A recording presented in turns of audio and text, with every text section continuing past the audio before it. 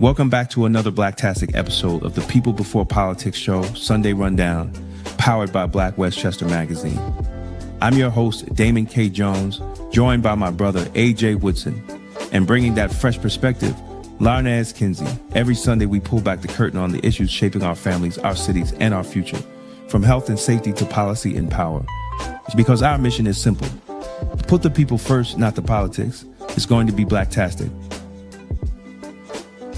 Are you ready to put your brand in front of the people who matter? Black Westchester Magazine is your platform. With over 90,000 monthly website readers and more than 250,000 YouTube viewers every month, we give your business unmatched exposure. From email blasts straight to our subscribers, to video commercials, website promotions, and targeted campaigns, we've got the tools to help you connect, engage, and grow. Whether you're a local business, a national brand, a rising entrepreneur, or just promoting an upcoming event, Black Westchester is where culture, community, and commerce meet. Contact us today or scan the QR code and start building with us. Don't just advertise, be part of the movement, be part of Black Westchester, be Blacktastic. Black America first. Yeah, Black America first. Got a sweet tooth? Come to Cupcake Cutie Boutique in Mount Vernon, where every day is a reason to celebrate. Fresh homemade cupcakes baked with love. Stop by 8 South 6th Avenue and taste the cuteness today. Black Westchester's New Spring 2026 e-paper is now available, featuring the life and legacy of Bob Law, breaking news, and stories that matter to our community. Read it now at blackwestchester.com. Peace and blessings, everybody. Peace and blessings. What is happening? What's going on? How's everybody doing? What's up? What's up? What's up? It's been a crazy weekend. Yeah, man. So Yeah. I wrote this thing on my Substack about being entered into the congressional record. So congratulations, bro. That's big. And the same thing goes for Cupcake Cutie. That's why I wanted to bring it up. Anytime a congressman or a senator does an acknowledgement like that from the floor, it gets entered into the congressional record forever. So, like when he acknowledged all the president, George Latimer, our congressman, acknowledged all the presidents and vice presidents of the NAACP branches in the 16th district, which is Lower Westchester and the Bronx. And he did that last year in June. But we had the Mount Vernon NAACP, we had a community heroes luncheon where one of the people that I wanted to honor was Abishai, Brother Abishai. He was so honored. You know what I'm saying? Came up, he had his drums playing and everything. You know, he did his thing. But I wanted to honor him because that's one of the people I don't see get honored, and he's done so much for so many. And so George Latimer finally came and brought the actual record to the actual thing. This is what it looks like. Comes in the thing like your little graduation, like your thing. And it's the official record that, you know, and is what he read out. And I'm like, yo, so he says, he hands us that, we do that, I'm emceeing the event. And he says, for now, forever, your name will be in the congressional record. So anytime somebody Googles your name and congressional record, it will come up. So I'm the MC is the beginning of the thing. I got people to do, I got people to bring on honorees and stuff. It went over my head. Came home, crashed.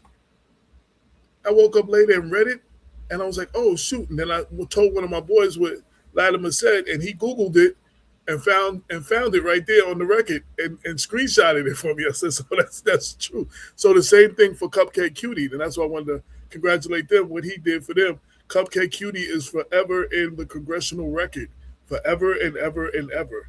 Their name will forever be there. If you Google Cupcake Cutie and congressional record, it'll automatically come up. So I just want to say shout out to the Cupcake Cutie, shout out to all the presidents and vice presidents of the of the NAACP in branches in the 16th congressional district. I'm like, I've done a lot of things. We've done a lot of things collectively, but none of those things got me mentioned in the congressional record. It was like my work with the NAACP is what got me forever mentioned in the congressional record. So I'm honored, that my name will forever be there. Yeah, man, that's big, and I was trying to explain it to my wife. She's not into none of that stuff. So, like she was like, "Well, congressional record." I'm like, you know what? Just enjoy the video. I didn't understand it either. Like I posted pictures of me holding it up, and all these people was like, "Yo, do you know how huge that is?" Exactly. I'm like, no, because I really didn't. And I had to look it up. Like that's supposedly a really, really big thing. They have your name recorded in the congressional record. So yeah, forever. I like I said, tried to explain it, and it went in one ear, out the other. So at the end of the day, I said, you know what? Let me just download it, the video, and share it. and the long-term reasons behind that, I just say, man, So I haven't looked it up though, Damon, but when Mondear Jones uplifted Black Westchester, that should also be in the congressional record. Yeah, because that was at a hearing. Yeah, but from the floor, anything they do from the floor like that. No, he did it in a hearing. It's still on record because it was about media. Yeah, it was about media and social media and all that. Yeah. It was a congressional hearing. That's still in the record because it was so what he said about Black Westchester is in the hearing record, but still Congress, right? Right. So Black Westchester is in the congressional record. Cupcake Cutie is in the congressional record, and AJ Woodson individually is in the congressional record now. Forever and ever, we will be here forever. Let KRS say. So we got our brother, man, our resident defense lawyer. He's for everybody that's watching, he's a friend of the show, and when he calls me to come on the show, I know it's something's going on. But we got a friend, I want to get his opinion on a few things and trying to get this video together. But welcome, Johnathan Newton. How you doing, Damon? I'm chilling. AJ? What's going on? You know that song says when these three are in the house, oh my God, danger. But brothers and sisters, y'all know I've been hard. I've been very, very hard on the DSA.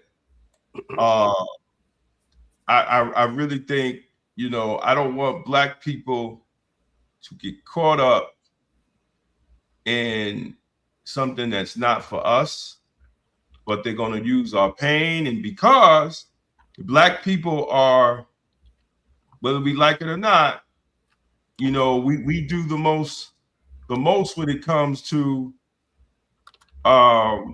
politics, and then we're dealing with the Democratic Party, vote blue no matter who, and a lot of other stuff that was started by a lot of Black Democratic leaders, which I feel personally is going to come to backfire on us. I think it's important. So I just did a recent article, and a lot of people that's been following Black Westchester, I've been doing publishers' desk shows. But I just wanted to play this, and then I just want to get everybody's reaction to what this DSA leader who is running for congressional office is saying. Hold on a second.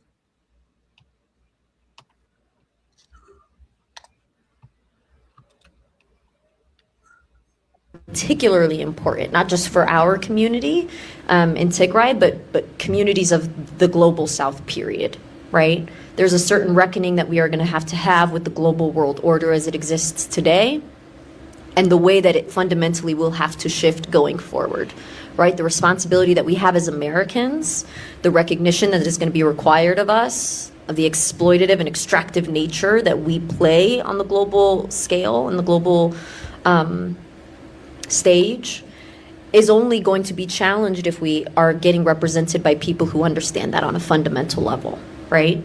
And that means getting more immigrants into office. That means getting more people who have heritage in the global South into office, because that's where those decisions are made specifically.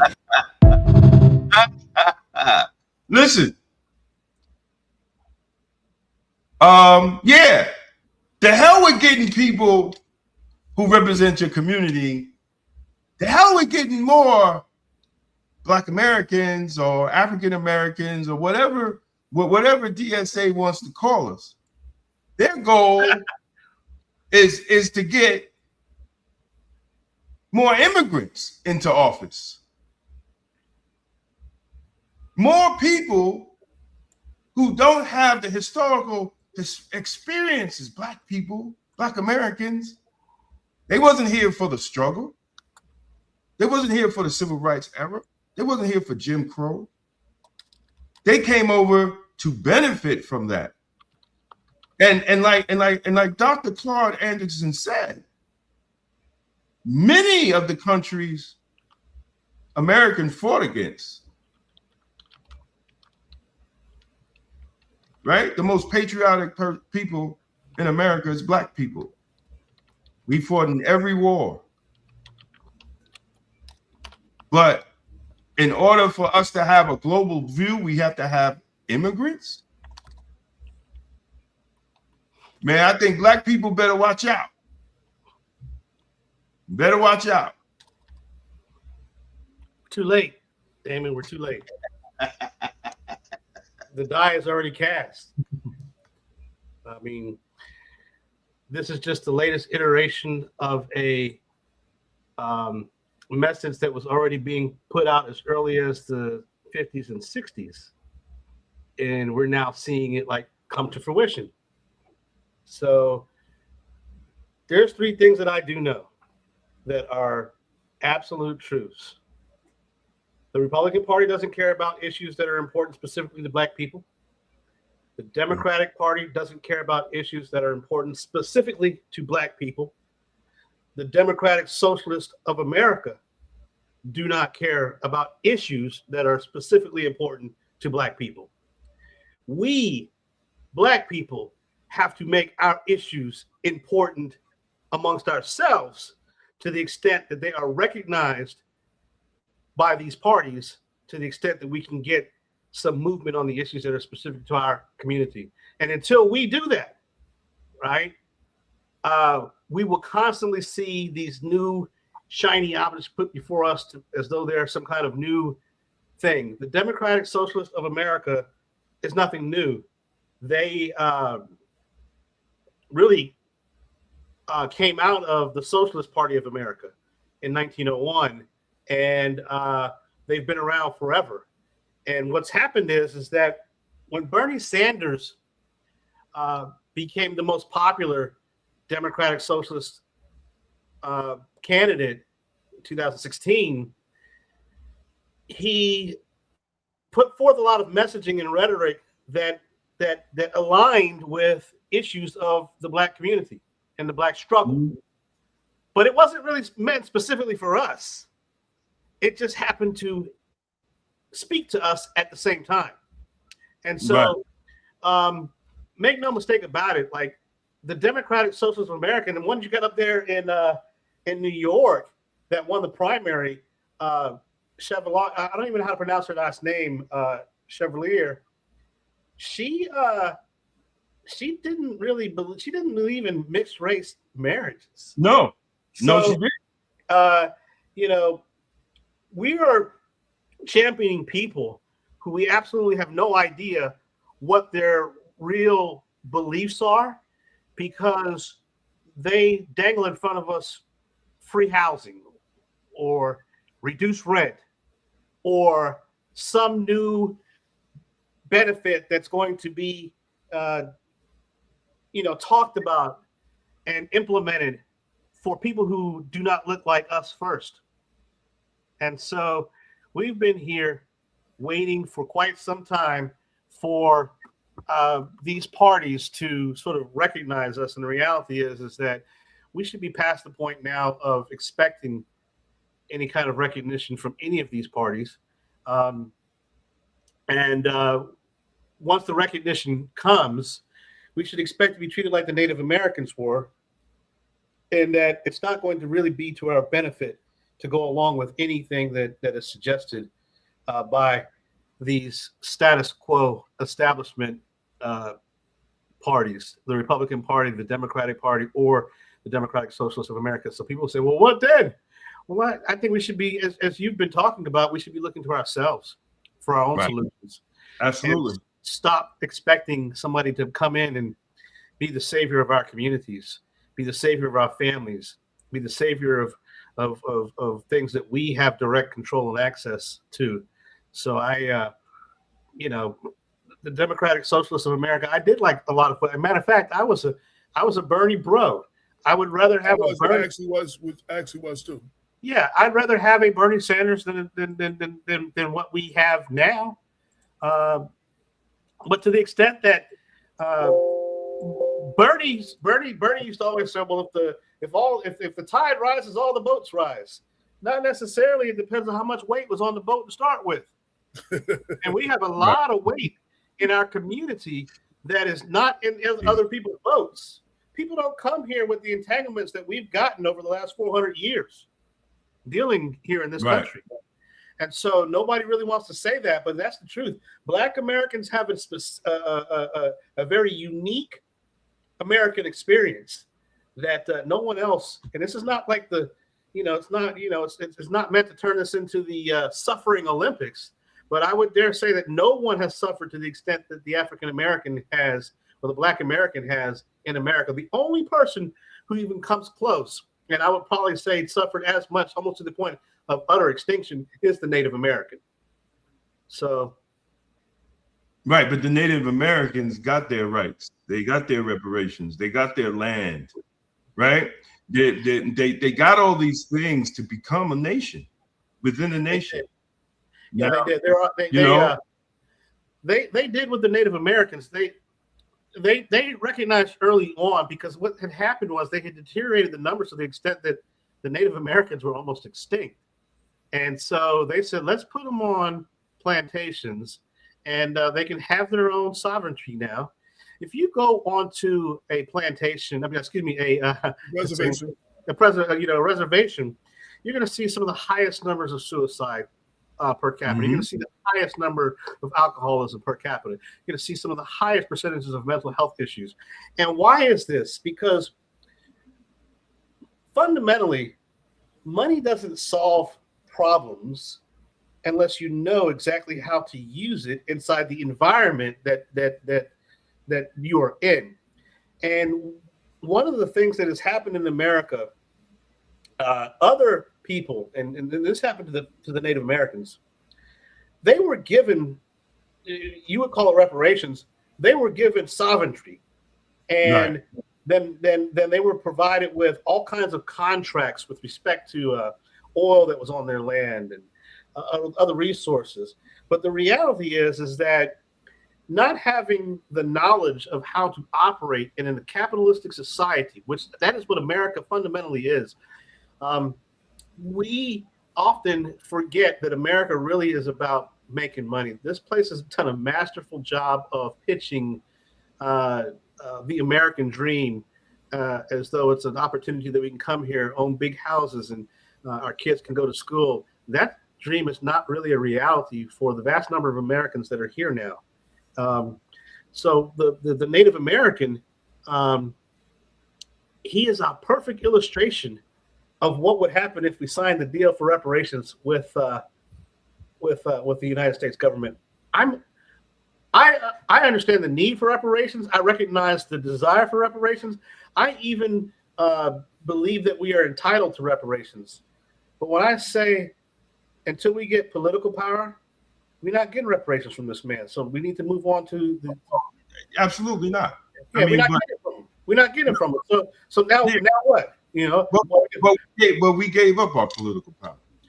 Our political power has been. I don't think we actually voluntarily gave it up. I think when we really peel back this onion of what's been done with the Black American in America, going back as early as the 30s, 40s, and 50s, you will see CIA involvement to the extent that a lot of what was being done to us, we still don't recognize what was done to us. And it was what was done to us locally is almost exactly what domestically what was done to other foreign countries to basically keep them divided so that resources could be exploited and so that people could be controlled and manipulated. And, you know, we love the story that's always told about Rosa Parks and Dr. King and, you know, the civil rights movement and everything. But what we don't understand and we don't really analyze deeply is who was really benefiting from a lot of what was done during the 60s and 70s. It cannot really truly be said that we have been a large benefactor from a lot of those programs. And I hate that's a large statement I just said, but it is true. If you look at our conditions and our circumstances now, we've actually gone backwards as a community and as a people. And that's not by coincidence. Everything that's happened in America is fundamentally designed by my background is in social science.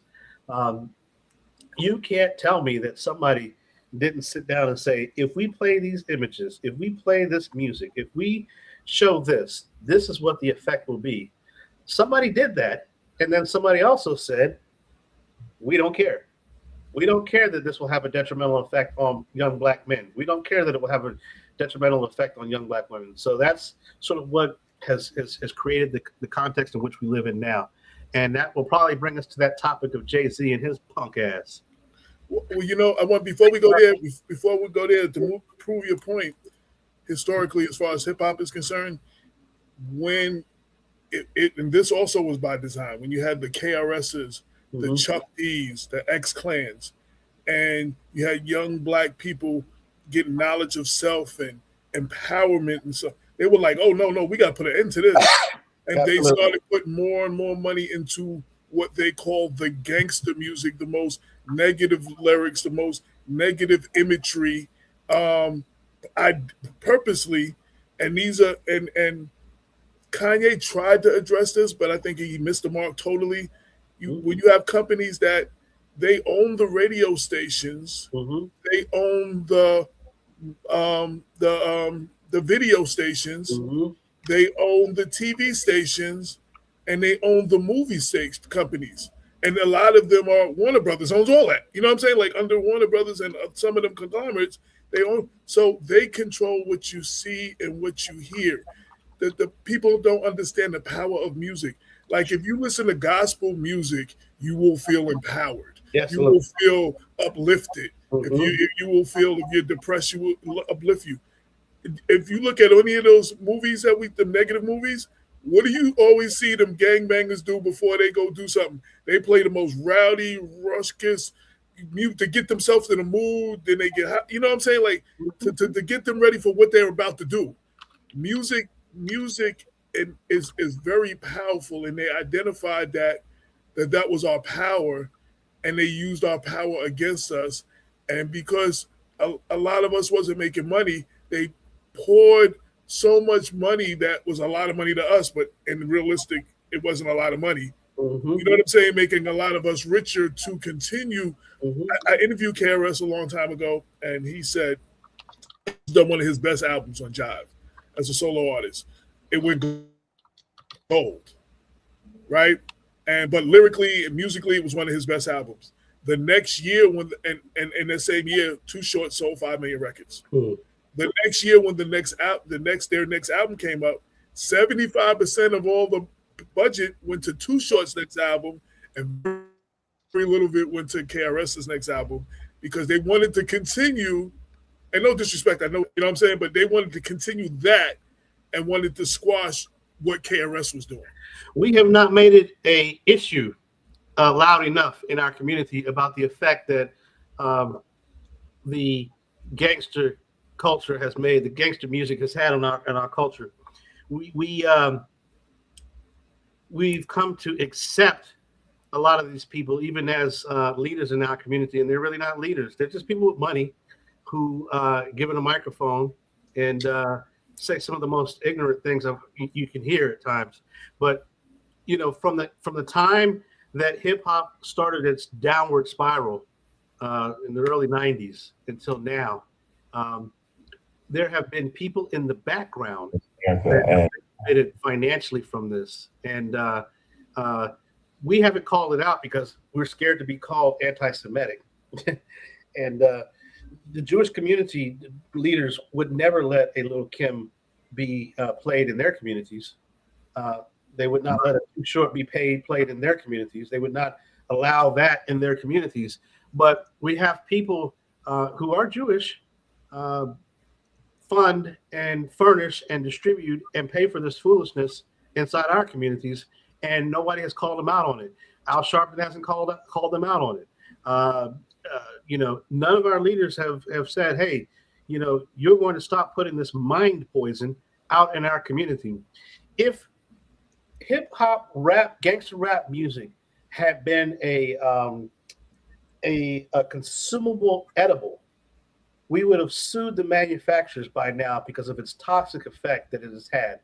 And so I'm studying that as a lawyer. Like, how can I connect the dots between what was known at the time when they put it out as to what effect resulted from it? Because we're suing gun manufacturers, and I don't even agree with some of those lawsuits, but these folks knew that this would have an effect. This past week, my Tuesday started off, I was at a sentencing for a 20-year-old who got 29 years for pleading guilty to attempted murder. And that was a plea because there was really 4 attempted murders on deck if we were to go to proceed to trial. Then the next day, I pled a gentleman to first-degree murder. And the deal that was worked was that if you plead guilty to this particular murder, the next murder that you're charged with will allow those charges to run concurrently. So there's 2 murders, 1 person, 21 years old. And this is not unique to the DC metro area. This is happening all over this country. Not one of these leaders, quote unquote, has said a word about this type of stuff. Jay-Z has not said a word about it because his music, along with many others, has propagated the mindset that our young people have. Exactly. When we came up, we were singing love ballads. We were singing Lionel Richie. We were singing all kinds of other stuff. But these people, for the price of some pennies, pretty much, and I know he's a billionaire now, but for the price of pennies, they did to our community far greater damage than the Klan ever did. Absolutely. Absolutely. And I just want to say one last thing. What people get twisted, and I'm old enough, I'm not from the beginning of hip hop, but I grew up on the beginning, and I guess I was the next level, between the new school and the old school. As Floyd Myers say, the middle school. He said that about Heavy D. I'm probably the middle school. In the early days, when these artists came from these areas like the South Bronx when it was burning and all that stuff like that, they made party anthems to escape the reality of what they had to deal with day to day. Now you have a culture that encourages suburbanites to live out their gangster fantasies on record that don't know nothing about that life. Nothing about it. And much money gets pushed to promote it and to sell it. and we buy it because they get the best producer with the dopest beat. You know what I'm saying? And that's once we start nodding our head to it, the lyrics get into you. You know what I'm saying? Like I went back on the road last year for the first time since 1991, and I had to relearn all my lyrics. And I realized how easy that was because I could quote every Biggie lyric. Why? Because I listened to it over and over again. Well, as I was walking, I just put my headphones on. It was just walking to my own song. And I really relearned my lyrics like that. These things that you listen to, we don't understand the power of them, the power of the tongue, the power of the words. It programs your subconscious. They know that. That's what I've always said, and I've gotten in trouble. There's a reason why the position at the station is called radio. The Kaepernick. And this happened for weeks. The job he's called a radio programmer or a video programmer. That wording is not by accident. That's not just a cool title. They are programming the mind state of our young minds who are not developed yet. You know what I'm saying? And you know them ages. You're confused. You're trying to find yourself. You're trying to find exactly. You're very impressionable at that stage of life. Right. There's an artist that nobody heard of. His name is Sho Paraka, and he made a record, and he talks about that when he was coming up. You know, he was trying to find himself, and you know, he throw your guns in the air and all that stuff. And he was like, Then he got into college, and you know, he was reiterating some of the stuff he heard. And then then he got out of college and became a father and was working and had a job and a career. And he's like, yo, those lyrics don't resonate with him no more. He was like, yo, hip hop, at that point, he wasn't 50 years old yet. He was like, hip hop, you're close to 50. When you going to grow up? You know what I'm saying? Like, hip hop did not grow up with us. You know what I'm saying? A lot of us have grown, but the music did not grow with us. And the artists who are the artists that have grown with us, those are not the artists that get promoted and pushed. They're no longer, One of the commenters says that I don't agree with the fact that hip hop hurt us more than the Klan. Let me be more precise.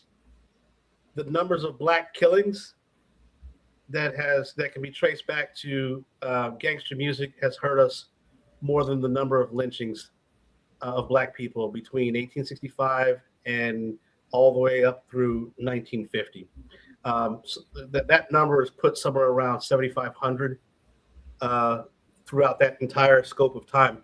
But in terms of the Klan transforming into the benches and the police officers and the beatings and sort of that sort of stuff, I'm not talking about the long-term effects. I'm really talking about the people that have been taken off of this planet and out of our community, you know, forever. I want to add one more thing to what you were saying. You were like, the people who put this music out, and the record, they don't let their kids listen to it at all. Do you know how many of the rappers who make this music will not let their kids listen to it? That tell me they won't let their kids listen to it? And I said, wait, but you want my kid, but you play it. You're okay with my kid. You with my kid listening to it. Right. You make it. Your whole lifestyle. Your whole lifestyle. How did you measure that? Google it, research it. Go back to 1865 because that was really the first years that it started getting tracked. The lynchings. Brian Stevenson does some good documentation about lynchings that happened in America all the way up and through to the modern time. The number is under 10,000 of the publicly known lynchings. That does not include what we don't know. So that's where I get that metric from. I want to transition a little bit into this Jay-Z thing. First off, two things. One thing I want to you said when we talk about our leaders, and then you said Jay-Z never. The word leader, our leaders, and Jay-Z should not be in the same sentence. That's the first off. I want to stop. Notice I said leaders. No, I know what I said. Because we're looking to, because our community traditionally we have lost like great leaders, and we have a lack of leaders. We look to popular entertainers and popular athletes, expecting them to be our leaders. Mm-hmm. You understand what I'm saying? Mm-hmm. I was like two things about Jay-Z. First off, it was a freestyle rhyme, and freestyle rhymes, you say whatever you're gonna say. You know, whatever rhymes, whatever. I don't know why anybody puts any stock into the lyrics of a lot of these rappers.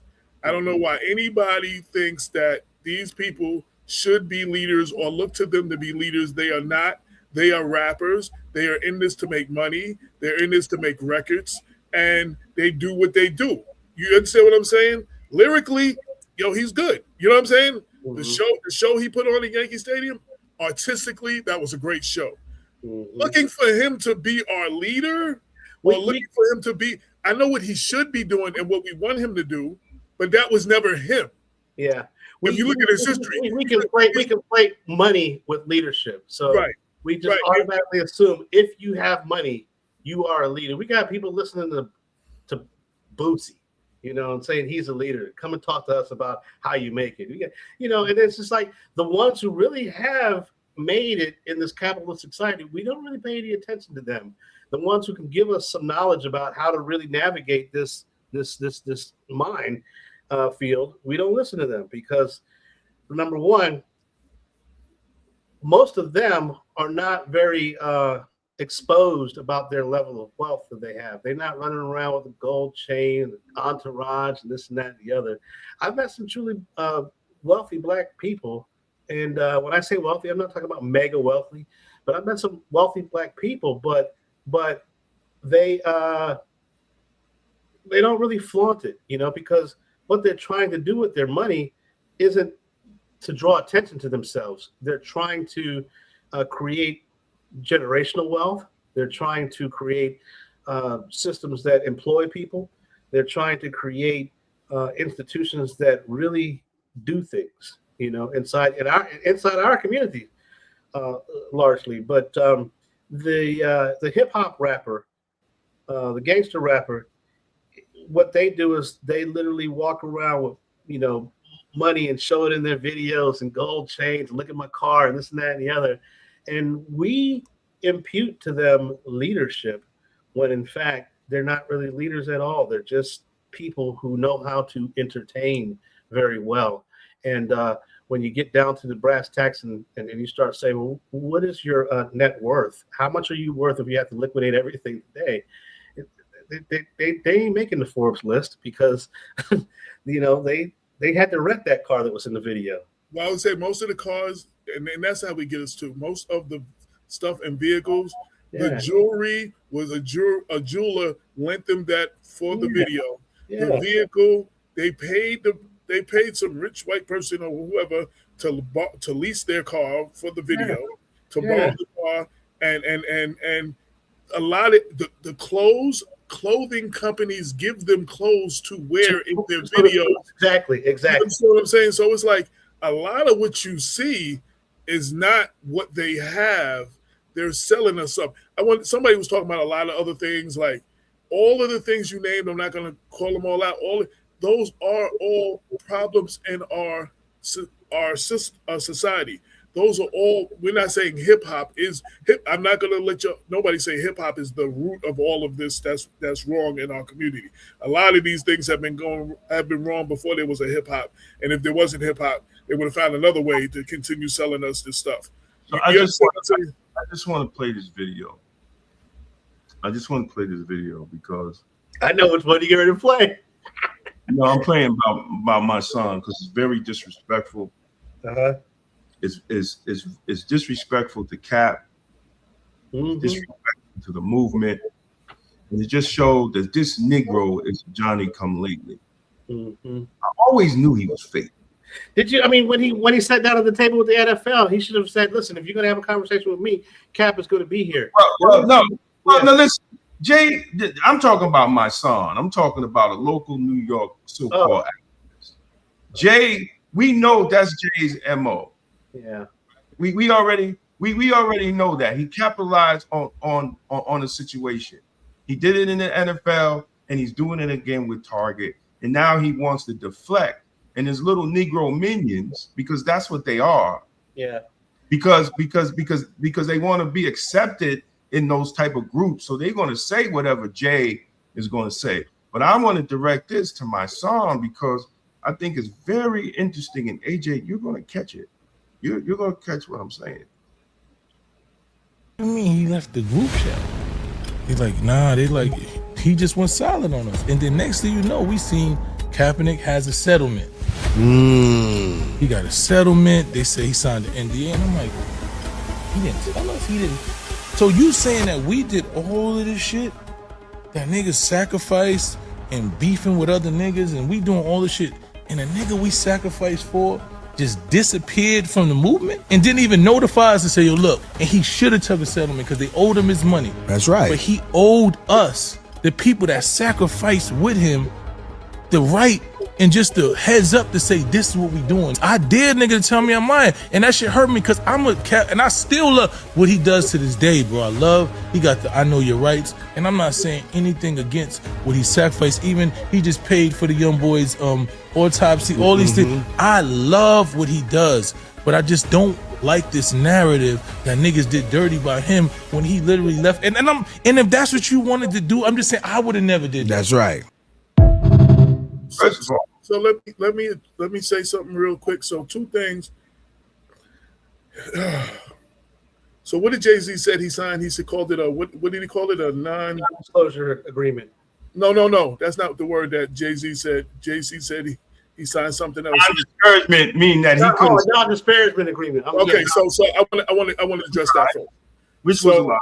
In any lawsuit, and you're the lawyer, in most lawsuits, when there is a payout like that, the bigger company doesn't admit guilt, of course, and they usually have all parties involved sign a non-disclosure agreement so they can't talk about the terms of the agreement.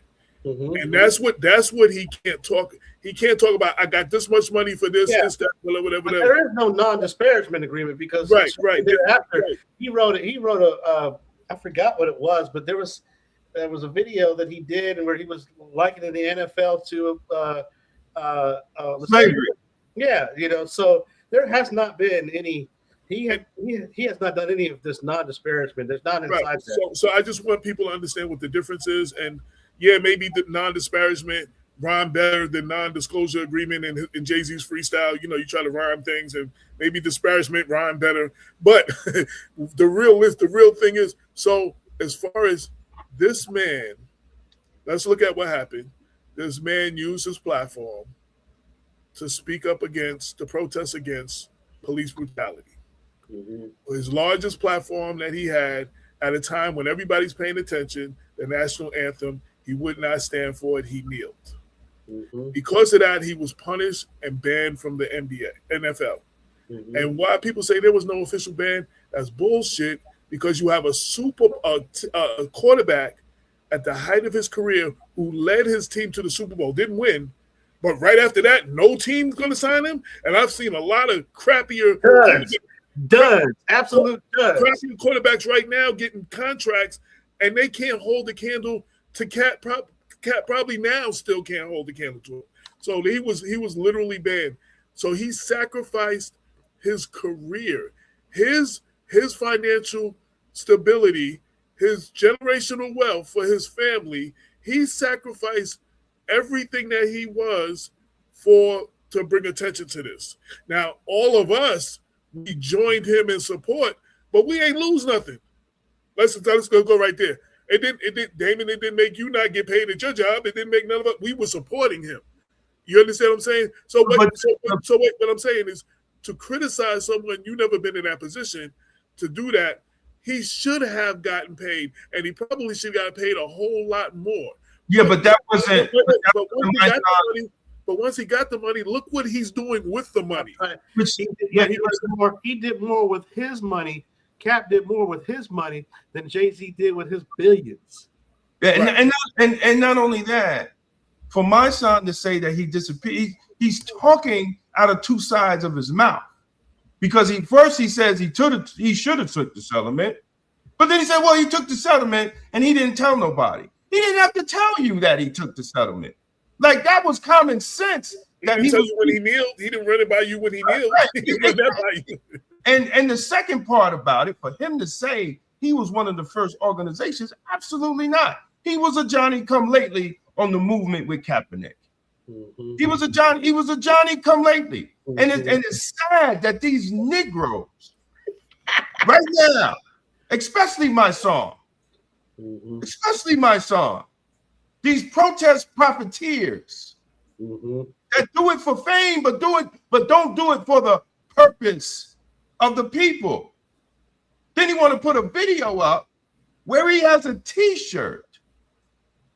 And I'm getting ready to post the t-shirt.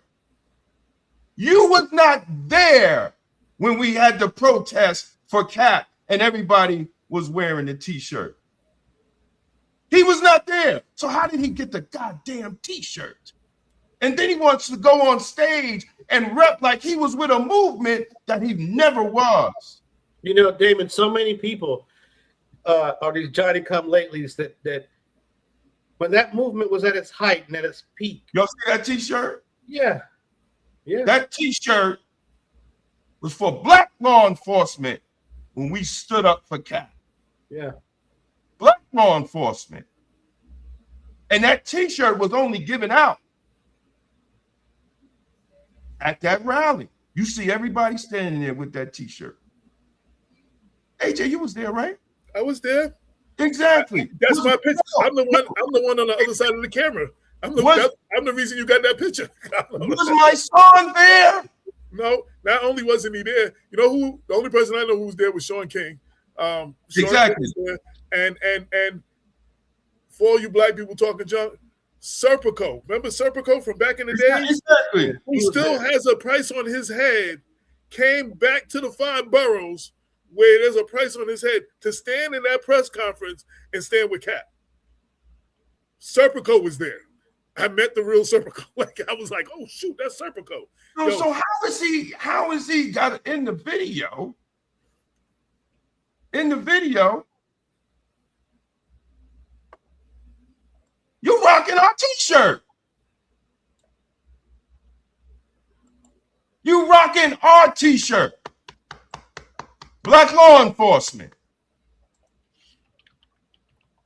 You're Johnny come lately, buddy. You wasn't the first. You wasn't there. So don't put up no video acting like you was really rocking with Cap.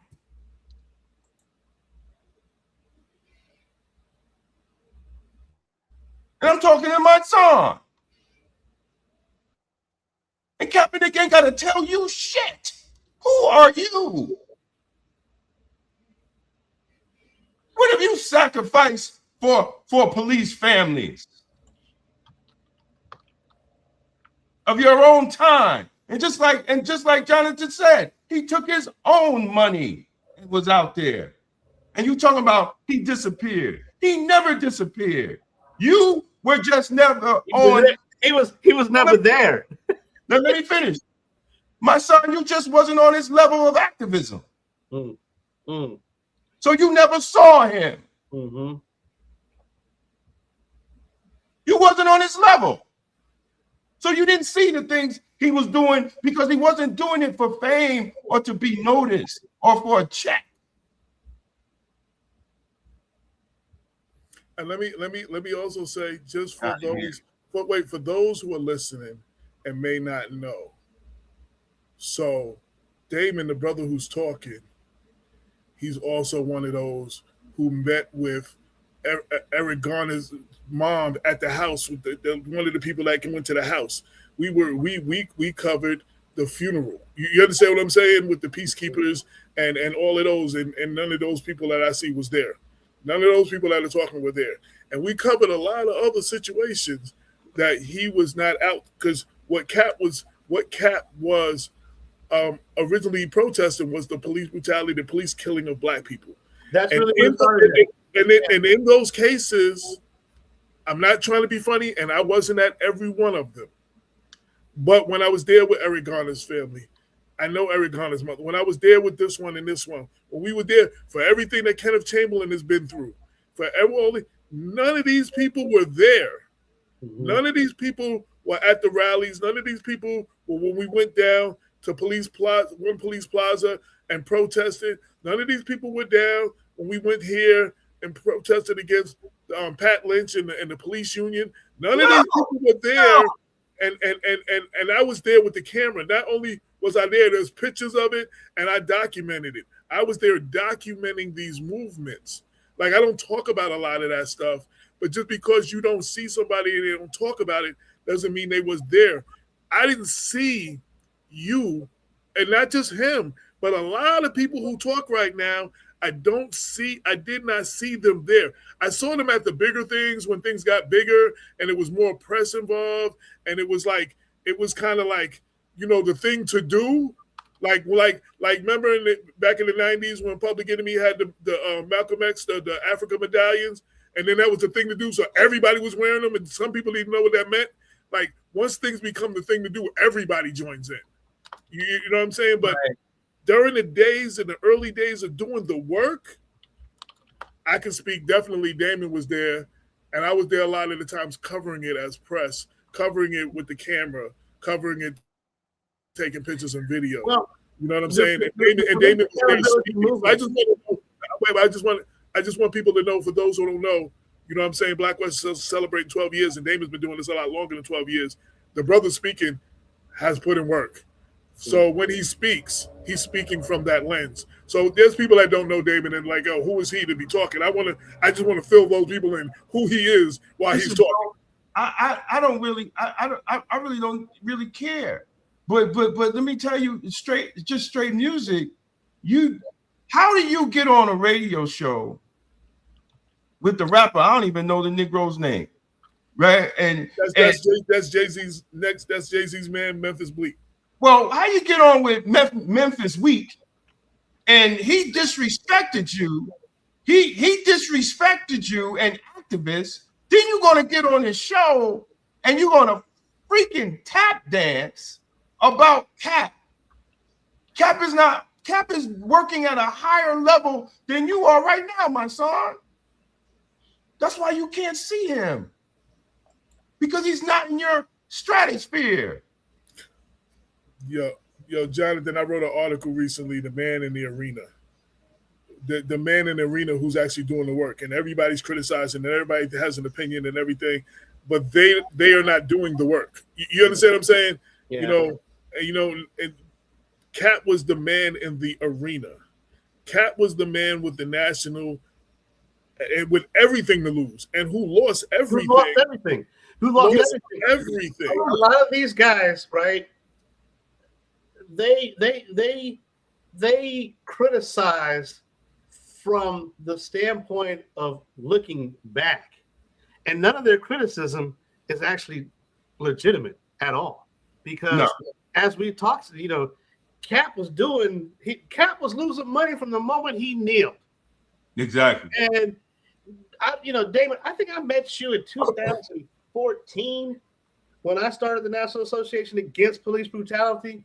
Mm-hmm. It was so a lot of people across this country, police brutality, or let me be clear, killings of unarmed black men, police criminality, were happening at unprecedented numbers during that time period. And when I say that time period, I'm talking about from 2014 all the way up until 2017, 18, and capping off, America came to,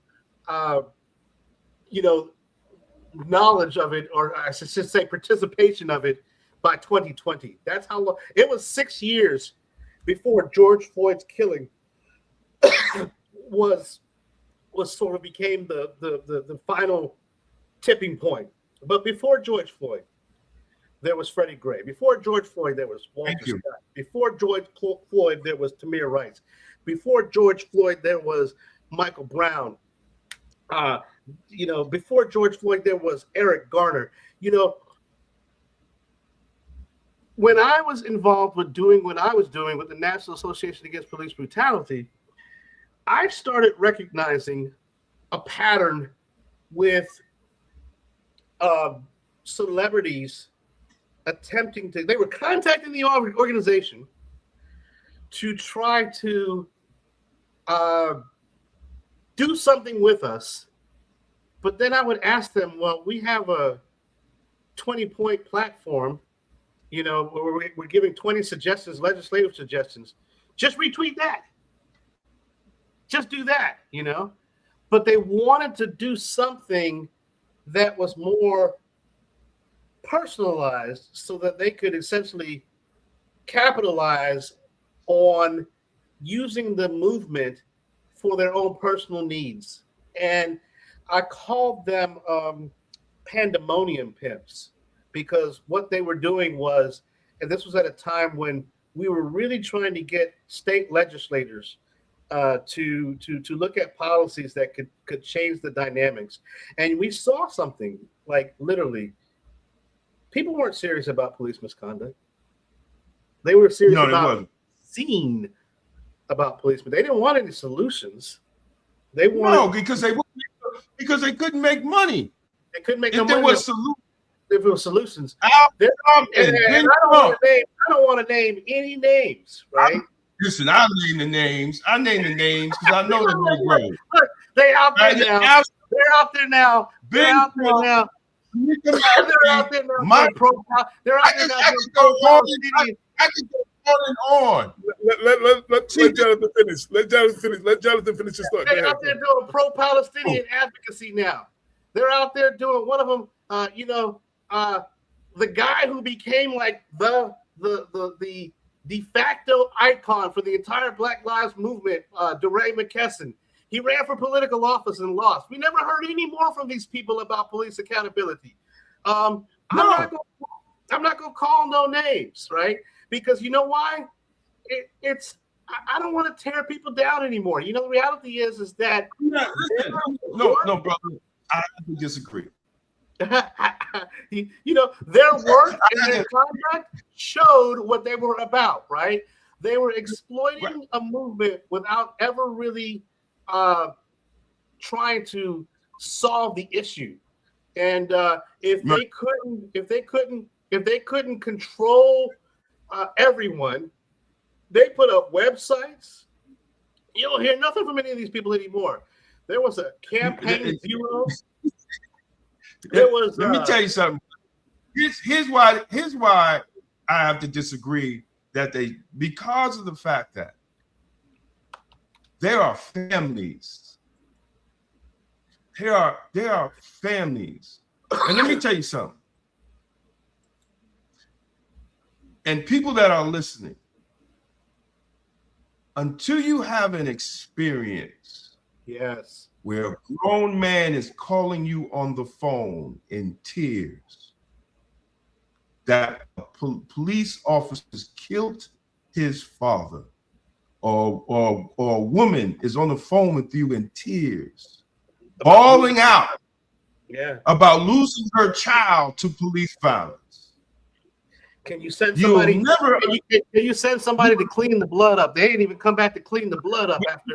You will never understand how I feel about that, because I have been many times the one that these families call. So yes, I will call out the shysters that do it for control and do it for money. And if they can't control the family, they don't even help them. And I could go deeper into that. And I know for a reason, Ben Crump is a shyster. I'm not even going to get into it, because it'll put some people in jeopardy of the conversation that they entrusted me with. And he can't even barely read. Shit. If you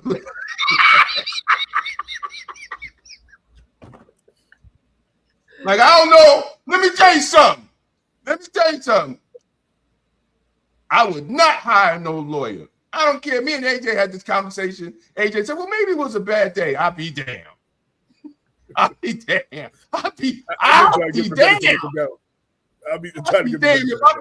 I can find it this quick, I'll put it up. But you know what? I also want to say, go ahead. No, we just have to understand, when you're looking at these people, And Jonathan, I can ask you too. How many cases have Ben Trump actually took to trial? So Ben, yeah, settlement. Yeah, Ben Crump is not a litigator, right? It's important to know when I was coming out of law school in 2017, Ben Crump was the president of the National Bar Association, the Black Bar Association. There was a small article that showed about the partnership between Ben Crump and John Morgan. Very few people know that John Morgan, the largest personal injury firm in America, essentially in the early days of Ben Crump's ascension, he bankrolled. He gave him the resources to sort of parachute in to areas, get to the families first, sign the cases, and then let the litigators who actually know how to practice law litigate and settle cases. And that's basically, now I'm going to say something, because his utility is not necessarily in litigating, because all lawyers and all attorneys are not litigators. His utility is in bringing awareness to issues that are, killings that probably wouldn't get any attention but for Ben Crump parachuting in. And so, I do think that most of the public doesn't understand that he's not a litigator. They just they see Ben, that's Ben Crump. Ben Crump and Al Sharpton out there. They go, listen, if Ben Crump and Al Sharpton are the only ones that show up, ain't nobody getting paid nothing. Okay, because there's nobody getting paid nothing, because at the end of the day, the only way you get a settlement is by launching a lawsuit, and the only way you launch a lawsuit is by having the factual allegations to be able to make a city or a municipality or a police agency say, we have potential liability in this, we want to go ahead and settle this claim. Now, to the extent that that those have been done, I mean, if you want to talk about Ben Crump's client management skills, Tamir Rice's mom, she's pretty vocal about that. Absolutely. And because there's a lot of moving parts, and what a lot of people do not understand about police misconduct work and essentially civil rights work is that unless you have a catastrophic loss, a arm missing, you got shot in the back, or you're dead, right? The cost to litigate that claim will exceed the recovery made. And so out of probably 100 calls that come into the National Association Against Police Brutality, 97 of them, because the person says, I was just held for the night, or it is a claim, but and so what I want to start doing is I want to start showing people how to actually sue the police and these municipalities on their own without the help of attorneys, because you actually literally can litigate your own claim up until the time where it's showtime in the courtroom in front of a jury. Wound of the head. A, the injury, proliferation of the left internal. Nigga, free slaves read better than that. What in the Jerry's Kids is going on here? How did this man pass the bar? Yo, I saw. It's no way.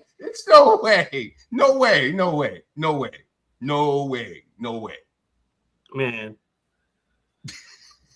that got me scratching my head on that. I saw part of the clip on that, and I was like, I saw a part of the clip on that. I thought it was AI at first, to be honest with you. Yo, bro, I thought it was AI too, but then I seen it and more. I was like, yo, this is real. Like, dude, don't ever look. And the thing about it is, he didn't have to be the person doing that. You're like, I'm a trial lawyer. I know my strengths and weaknesses, right? I perform good in front of a jury. I know how to read the script. I know how to play the part. But, I'm not the guy who likes to sit down and write the long 30-page motion. So I'm going to get somebody to do that. Ben knew before he picked up that damn report that, because Ben looked at that report before he got his ass behind that damn podium. He should have said, there's some words in here I do not know how to pronounce. Somebody else read this, and I'll stand behind and nod my head. But See, that's when that's when the man sounds like Halle Berry. Look, we're getting ready to launch WeSueBadCops.com in September. Good. You know, we expect because I found out that the only way to really we're not going to get any legislative policy to stop police misconduct. We're not going to get, there's nothing going to come out of Washington. If and there was some legislation that was put forward, but it never made it anywhere out of Washington. So now I'm like, okay, because when I first started, I didn't want to be the blood-sucking lawyer suing cops. There was already enough. That was what I thought about a lot of them. Like, they show up, they take their 33 to 3% because they do whatever, and most of them end up in settlement, and I didn't want to be part of that. So I went into just regular trial litigation, trial lawyering. But and then I wanted to work it from the policy side. What I found out was that, it don't matter what laws are on the books. Cops are going to keep on killing people, and some of them, yeah, that was can you play it again just a little bit more? The fact that you're encouraging him. Subra. I'm looking at this word. Hey, that shift right, Okay, eyes reads now. Wait. He said, I'm looking at this word. Dude, you are a lawyer. Sound it out, Ben. Sound it out. What? You can't be serious. Yeah. You can't be serious. I agree. Everybody needs to play to their strengths. One of the things that worked for Black Westchester, Damon was more upfront, but Damon was less of the writer. And he teamed up with a writer who was a pen to his movement. And that's what built Black Westchester. And my goal was to document and videotape. And you know what I'm saying? I wasn't the in front of the camera dude. I mean, I've been in front of the camera, but that wasn't necessarily a comfort point on speaking out at press conferences and stuff, which I've done. But that was his thing. You know what I'm saying, sir? And that's, you gotta let everybody on the team play their position. right. And Exactly. recognize when you're not good at a certain position. I'm not good at client management.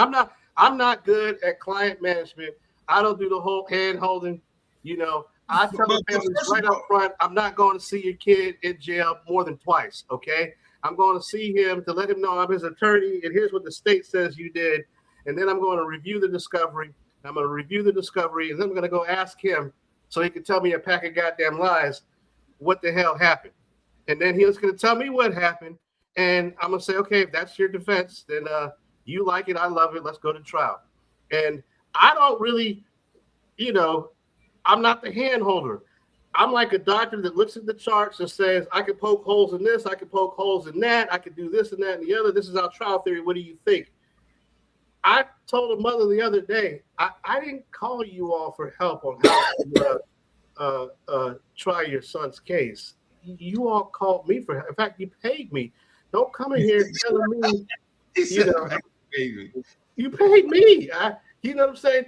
Negroes want to hop on the plane, and they don't hop on the plane and tell the, Mr. Pilot, can I come and see you and talk to you about what altitude we're going to be flying at and what kind of clouds are those we're going to be passing through? No, you sit your ass back and coach. You let the people who are trained, experienced, and knowledgeable have passed some damn tests, and you trust that they know what they're doing. But now, because in our community, damn near everybody's gone to jail once or twice, they have become experts at litigating, motions and suggesting what to do. I'm like, I'm fed up with it. Like, that's why I really want to go ahead and just like sue cops. I want to get out of trial lawyering because, it's crazy. You have kids now who are really doing more time than's necessary because these new young brothers, I hate saying this, they really don't do crime right. They don't even give us nothing to work with. No, because they put everything on social media.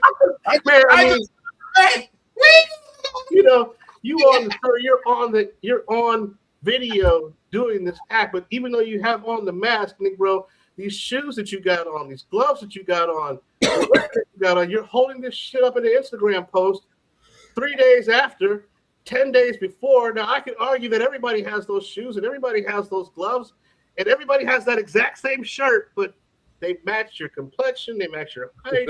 And to add a little seasoning on top, you wrote a whole goddamn rap video about this stuff that has detail.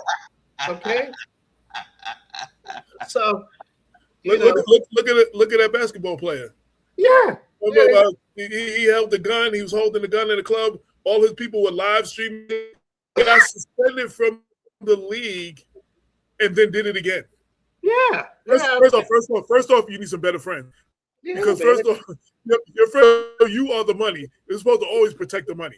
So he's supposed to be like, no, we're not doing that. You know what I'm saying? Like Allen Iverson was rough around the edges, but he had one of his boys that told the rest of his boys, we're not doing that. You know what I'm saying? You're not doing that around him. Man, I almost want to go into comedy after my law career is over because, like, there used to be some crime done in our communities that nobody could figure out. Like, you know, they come to the lawyer, and the lawyer be like, man, I got plenty to work with here. I mean, they're not going to be able to get you on this. I don't know if they even, hell, I don't even know if you did it.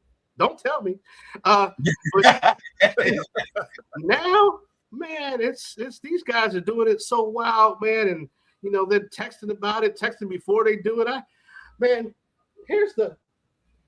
don't know who needs to hear this. I'm giving this as a public service announcement. If you're dealing narcotics, do not accept payment in Cash App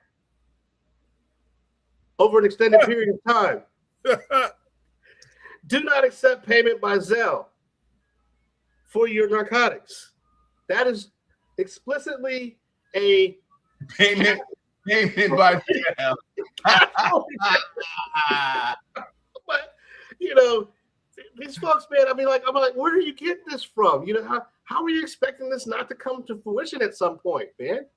You know, and they man, you sound like you don't want to work for me. Negro, what can I do with this? Yeah, let me ask you a question real quick. So I had to sit with somebody in court one day while they were going through, so I had to sit with them, and their case was like towards the end.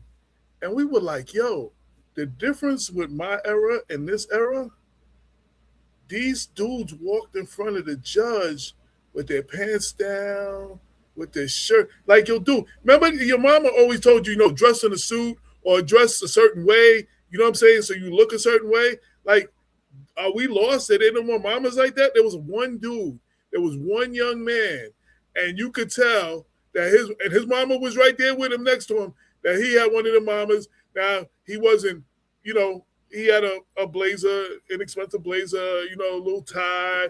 You know, you can tell he don't tie ties often, but you know what I'm saying? But he tried, though. He tried. These dudes was like, yo, they were at the park, dude.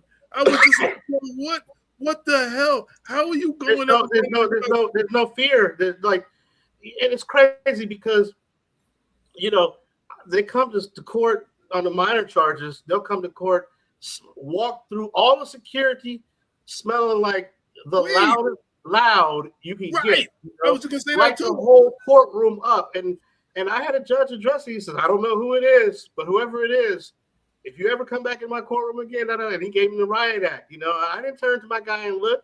I just stare straight ahead and, you know, address the court. But this next generation, man, I'm starting to, you know, we're starting a program called TORCH, which stands for Teach Our Children How, and it's essentially a vocational training program behind printing. But man, this next generation, first off, men are missing from the communities, from their families. Mm-hmm. The nuclear family has been destroyed. We got all this other stuff, and I'm sorry, this other stuff is not working, period. With strong male leadership in our households and in our communities is what's needed. And we're the only culture. The Jews don't have it, the Asians don't have it, the Africans don't have it, the Caribbeans don't have it. We are the only culture that accepts the removal of the black man as leader in our family. It's kind of accepted. When he comes home, well, you know, he's not treated like the head of his household. You know, he's denigrated in public. And so we got to get back to some very, very, very basics in our community. And a lot of these people don't want to hear it now that, you know, that ship has sailed. Some of these women know, oh, I could do it on my own. Damn it, that's why you buy yourself, you know. But exactly.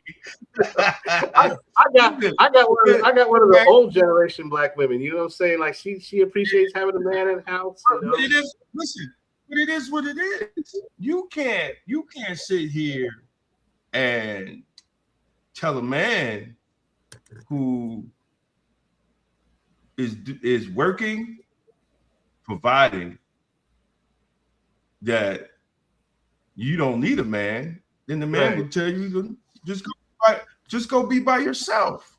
Yeah. Then I don't need to be here. I can be a woman that will appreciate me being a man. And if you don't want to appreciate a man being with a man, then either you go get another man or go get another woman. Right? And I keep it 100. Because at the end of the day, like women are alone because they choose to be alone. Oh, no, let me take that back. A lot of women are alone because no men are choosing them. Right? Because it is the man, and I know some women that's listening really don't care. You could go right on Amazon and get my book, The Book of Black Love. I'll tell you the same thing in the book. For women, the man is the one that chooses the woman to be the wife. He's the one that gets the ring. So if you feel that he's the one who does the pursuing, they even question that though. That this generation questions all the social norms. Women should. And that's why they by themselves. That's why they by themselves. And that's why they by themselves. And that's why they're with nothing but demons, because they're looking for 6 packs, 6 figures, and over 6 foot tall. That's 666. That's the mark of the beast. And that's why many of your women are living in hell with these Negroes that y'all choosing, because you're choosing demons. It's just I'm about to do a show on that too. Huh? I'm about to do a show on that, like straight up explaining to women, y'all looking for the mark of the beast. This is what this culture, this broken black culture, have our women doing. But it wasn't always like this. It wasn't. No, it wasn't always. We slid off after the 60s and 70s. Well, you remember that scene in Claudine? When she was getting money from the system or whatever, and they would come by to do, and James Earl Jones had to hide in the closet. The gifts that he brought, the toaster and all that, and he had to hide in the closet because she couldn't have a man, and he couldn't buy her gifts for her to continue getting that money. Yeah, we better really start recognizing what a lot of these programs that have been allowed to be propagated in our communities, what they really have done, what the effects have done. I've been over the last several years been reading Thomas Sowell. Is anybody there? Yes. Man, that's my hero. I bought one of his books called Social Justice Fallacies. And a lot of the things that some of the stuff that I espoused it without ever questioning any of the empirical evidence, it really, it was really shocking to see sort of like how I can process through things logically on the legal side, but I was not processing things logically through on the social justice front. And a lot of what we're going through in our community is based on false assumptions and false narratives, that we've accepted as true, and it's really sad because most of us will never question much of what we've been being told in this last 20 years. I don't espouse to the narrative of this ominous white man who is all powerful, who's able to do me in, and that's being pushed and propagated because people want to be, quote unquote, your savior. You listen to a lot of white liberals who think that they have the solution for our communities. And if they had the solutions for our communities, they've been espousing some of this shit for the last 30, 40 years, and it ain't changed nothing. So if I were a gambler, man, I'd stop playing that hand. I just I'm glad you mentioned it. I just ordered it on Audible, so I'll be listening to it later on. Man, that's a good one. I wanted to when you were talking about your clients and they putting it all on social media, we're seeing more and more. You know that says like, anything you say can be used against you in a court of law. Yeah, that does include your rap lyrics. Yeah, I played. Matter of fact, I was brought in as a expert witness. Mm-hmm. They were not. This young man was on trial for murder. His brother was a rapper mm-hmm. and was doing freestyles. And he's doing his Freestyle Friday, I think, every day. Mm-hmm. He had for a young man. I was impressed that he had the wordplay that of my day. Like cleared. So they had this one young-looking white dude in the DA's office. Could have been like a hip-hop cop type of dude. Mm-hmm. Translating and writing out what the lyrics said. And they were trying to enter into evidence that what the lyrics were saying, if you testify against my brother, I'll kill you. That's not what the lyrics were saying. Mm-hmm. Right? So I had to come in and do this whole 2-day thing about freestyle and the exaggeration of freestyle and braggadocious. And they used the word gang. And I'm like, yeah, there was the Sugar Hill gang. You don't think they're a gang, right? And I had to explain all this stuff. And then they were like, is there anybody that you ever heard actually make certain claims and records and stuff like that? I was like, yeah, one of your favorite rappers, Eminem. He's killed his mother. He's killed his girlfriend. He's done all this stuff. He's never been accused of any of this in court. So I had to do all that. But now I'm seeing more and more seriously. They're using actual killings. And I want you to speak a little bit about that for our audience, about the dangers of that, what's going on in court these days. Well, I mean, the lyrics. So what happens is the state will latch on to the lyrics that they find on YouTube or Instagram or whatnot, and they will then go back and sort of like juxtapose it over the facts, as opposed to, was this really a rendition of what somebody did? And so because there's a lot of artistic expression, and you just use the term braggadocio in it, is it really a rendition of what somebody did, or is it an artistic expression that sort of matches it? Because unless it has very explicit facts that line up on the actual killing, it's not relevant. And so what it is it makes trials extraordinarily risky, because if it comes in, the jury's not going to be able to differentiate unless you have a lawyer or an expert witness like yourself who's going to distinguish and say, this is not what this means. This is what it means. It's funny, so thing to see if this was going to be entered in, for the jury to hear it. The jury wasn't there. What got them is he also said something about money on the stock market. And I said, yo, does anybody believe this young man has a healthy stock portfolio and is everybody laughed. I said, so how can that be accepted as not true and the rest of it has to be true? Like, you understand? Like, I was showing the and that's why the judge ruled. Yeah, the judge ended up ruling that this cannot be entered into. Yeah, because it's too confusing, and it leaves for interpretation. It leaves up for interpretation what it is. What is it really meaning?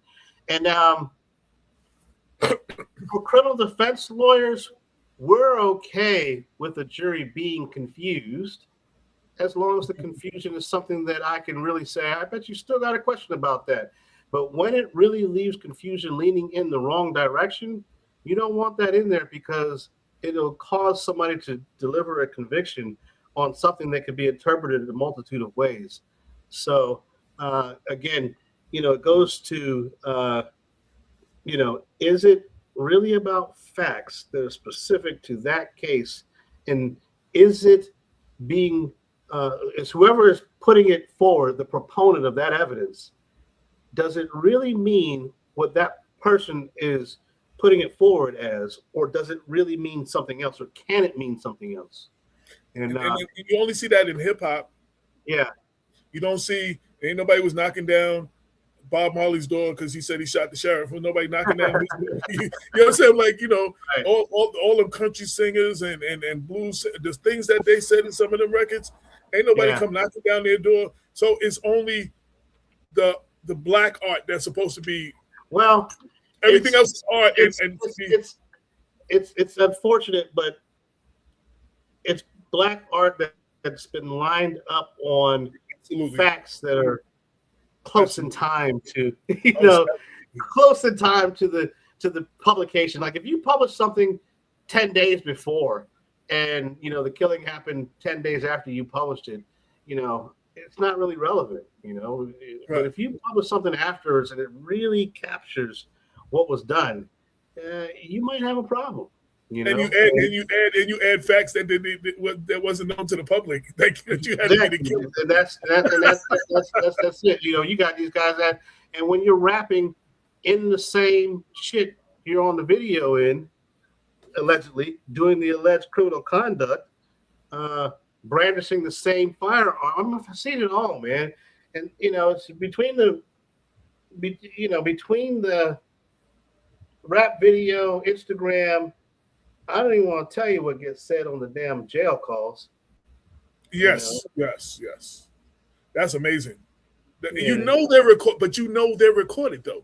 You know, I've never been to jail, and I know they're recorded. So there's no way the inmates don't know they're recorded. Like I'm just like, yo, there's no way. And I've been through I've seen so much ignorance, man. I've seen people go to court because someone else did a crime in their neighborhood and they rapped about it.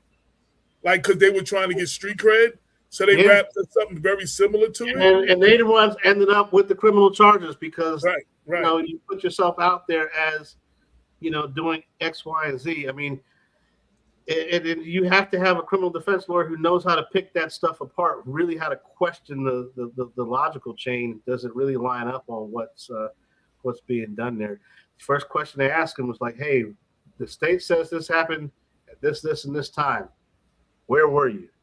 Oh, I was at the game watching with my girl. Great, we're on an alibi defense. You know? You know, if you say, well, I was there, but I didn't do X, Y, and Z, did you tell anybody else you were there? No, I didn't. Then don't say that shit again to anybody else. The state has to prove that you were there. You know, did you give a statement to the police? Yes, I did. Okay, well, whatever you told the police, we're boxed in now. So now that you've told them that, I just need to get a copy to see what dumb shit you told the police and then see if I can pick that apart. But if you can't, you know, if what you told them is pretty much stupidity and doesn't line up with the facts, you know, it's best just not to give any statement whatsoever. Just say you want a lawyer and go on. I mean, we have a whole channel on A&E that plays this 48 hours. And I'm like, how do they keep coming up? Isn't the message is not out there. When they bring you in the box, just say you want a lawyer. This whole fucking show is people sitting down for extended periods of time talking to the police about well, you know, I wasn't there. And they start off that way. And then, you know, okay, I was there, but, you know, okay, suddenly you were lying. Bill Dukes in Menace Society. You know you fucked up, right? You know you was fucked up, right? Exactly. Just shut up. I wanted to put that out there for, you know, the presence of what's going on and what the kids are doing on social media, because you had touched upon that. That is a real thing. And I wanted parents and stuff to hear this too. Like, this is a real thing. You're dry snitching on yourself on social media. Like, and your social media is one of the things they look into in an investigation. It's one of the first things they go to. Listen, is he on social media? The cops have personalities that they've created, fake accounts that they've created, interacting with people, involved in groups to be able to see what the chat is and this and that and the other. It's not, you know, to be on social media as a quote unquote gangster is probably one of the most stupidest things that you could ever be. You know, to be on social media.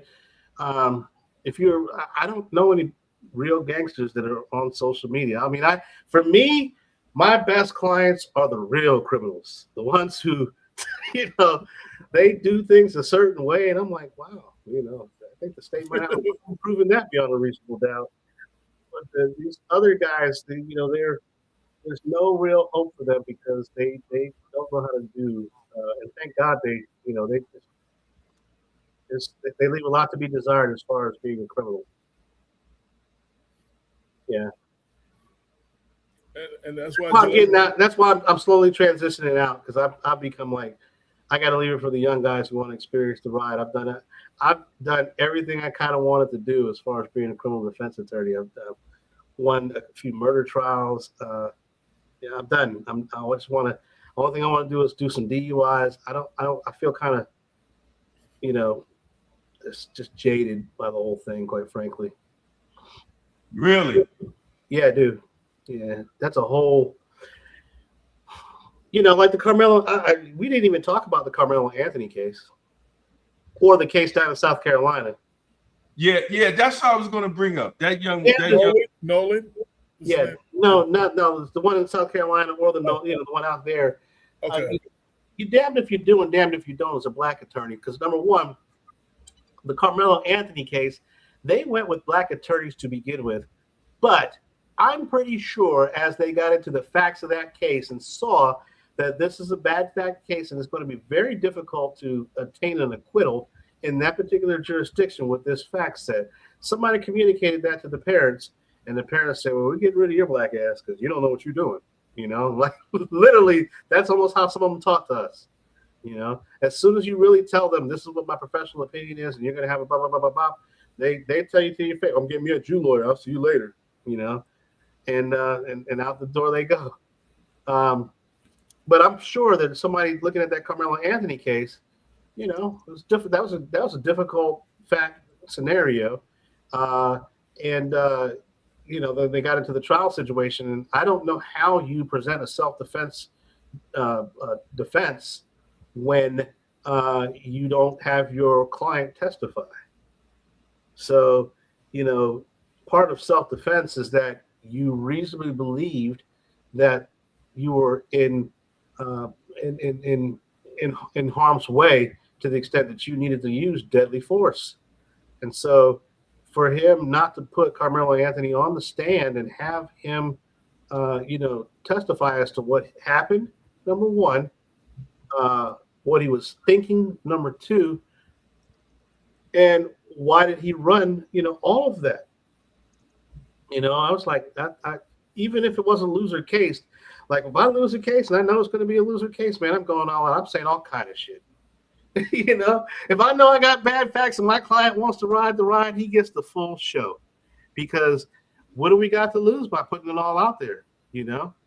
And at some point, I don't think that he was, in my opinion, you know, I don't think that he was either advised properly about the risk of trial or he understood the gravity of going to trial, because that should have been a case that was sought to get a plea bargain that would give him a manslaughter charge or something that would expose him to less time, and nobody was real about that.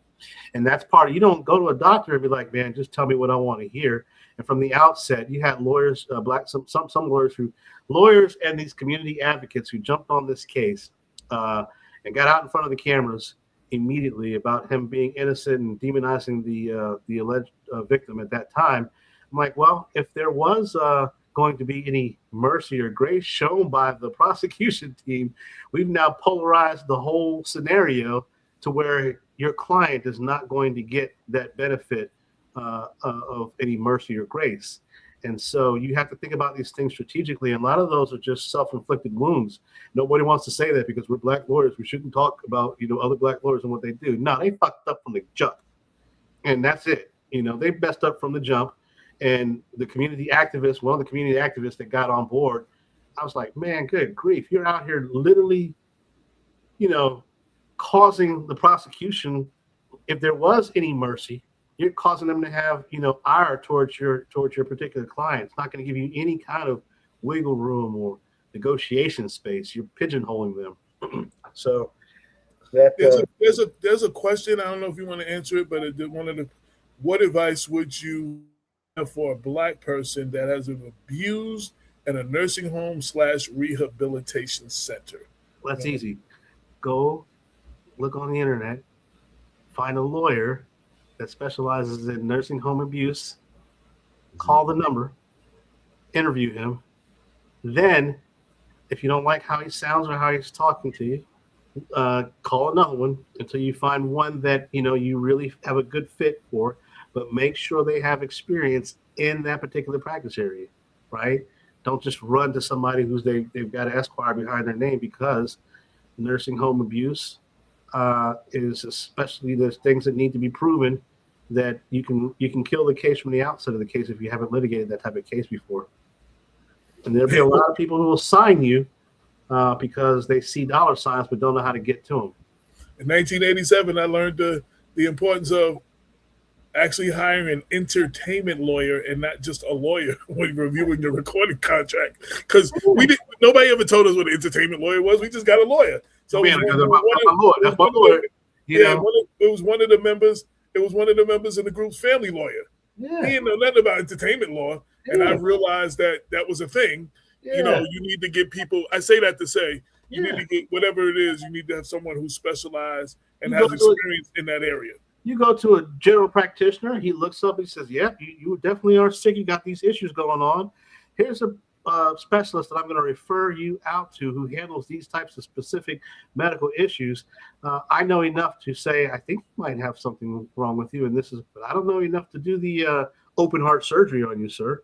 You go to a surgeon who's a cardiologist who does that. And with black folks, oh man, that's my lawyer, man. He's a lawyer, man. Please. Yeah, This is great. What's your legal opinion on the young case with the young brother that they claim drowned himself? Nolan. Yeah.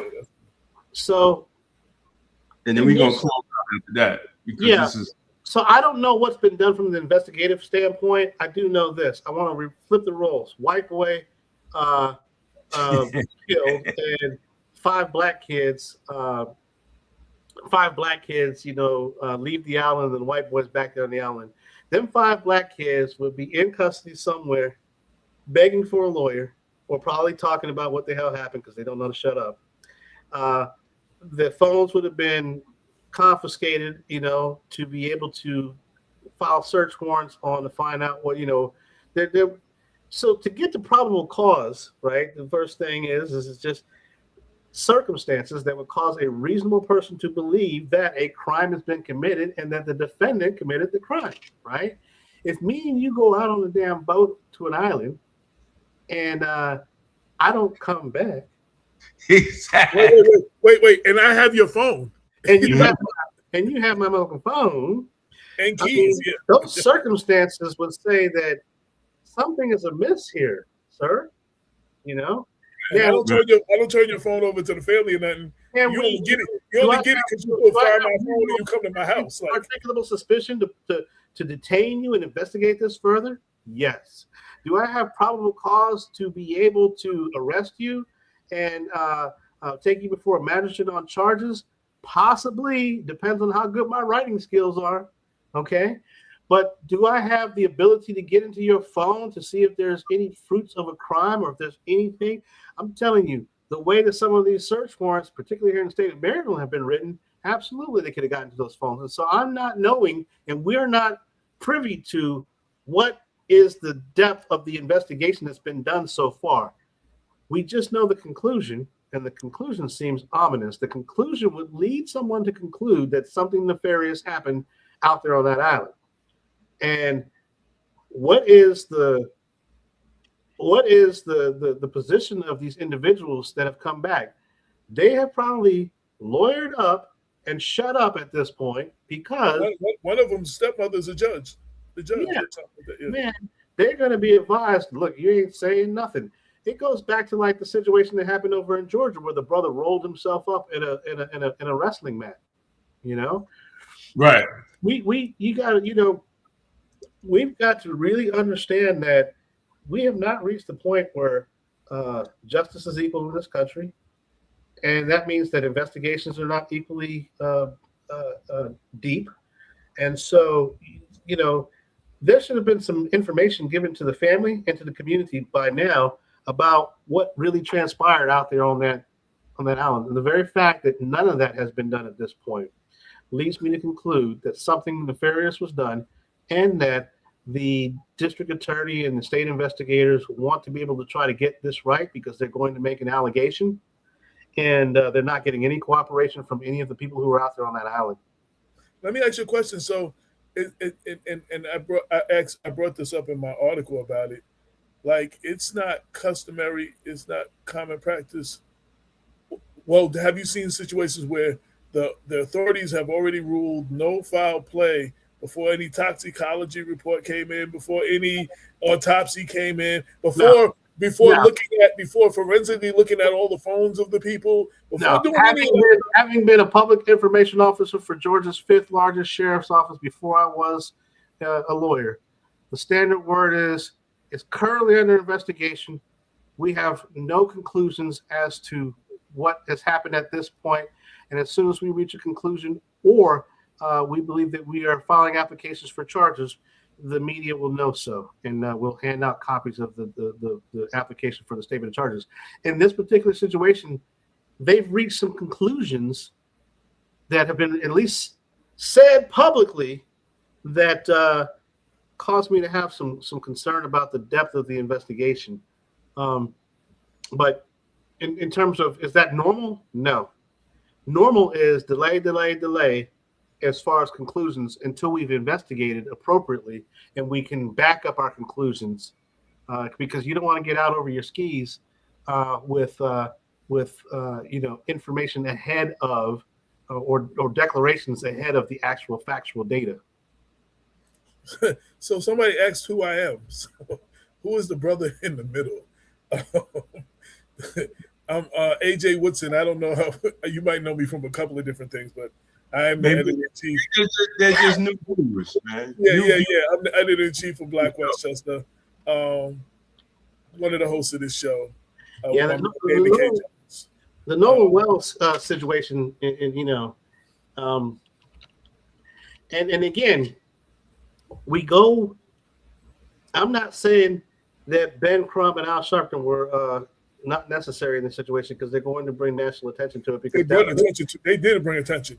Yeah, because it would have been swept under the rug without them. Yeah, that's what their part is, right. And that's don't let Ben read no more damn autopsy report. Every public reading is not for everybody. There are people who can read who can't read. You're supposed to know that, though.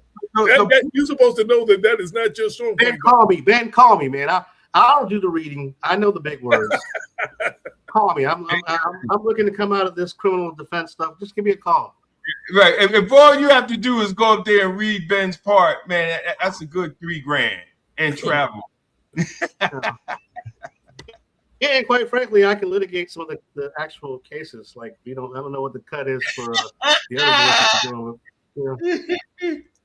I know how to file the motions and do the depositions and yeah. So yes, I was in the I spoke a lot about hip hop. I was in the rap group JBC Force that brought you the underground single Strong Island. And after that, I used to write for The Source and Vibe and all of that. So, yeah, I'm a lifelong hip hop head. And just follow me on social media at AJ Woodson and hit me, and we can have a further conversation. But yeah, I definitely am a former current. I mean, you're always a hip hop artist if you're a hip hop artist. So, I am a hip hop artist. Yes. Yeah, man, and that's about the end of the show. All right. But he said that's AJ Woodson, bro. Damn.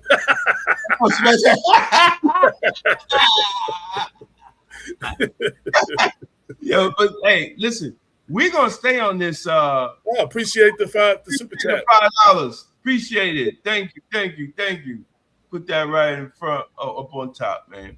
Listen, send me my 33 to 3rd%.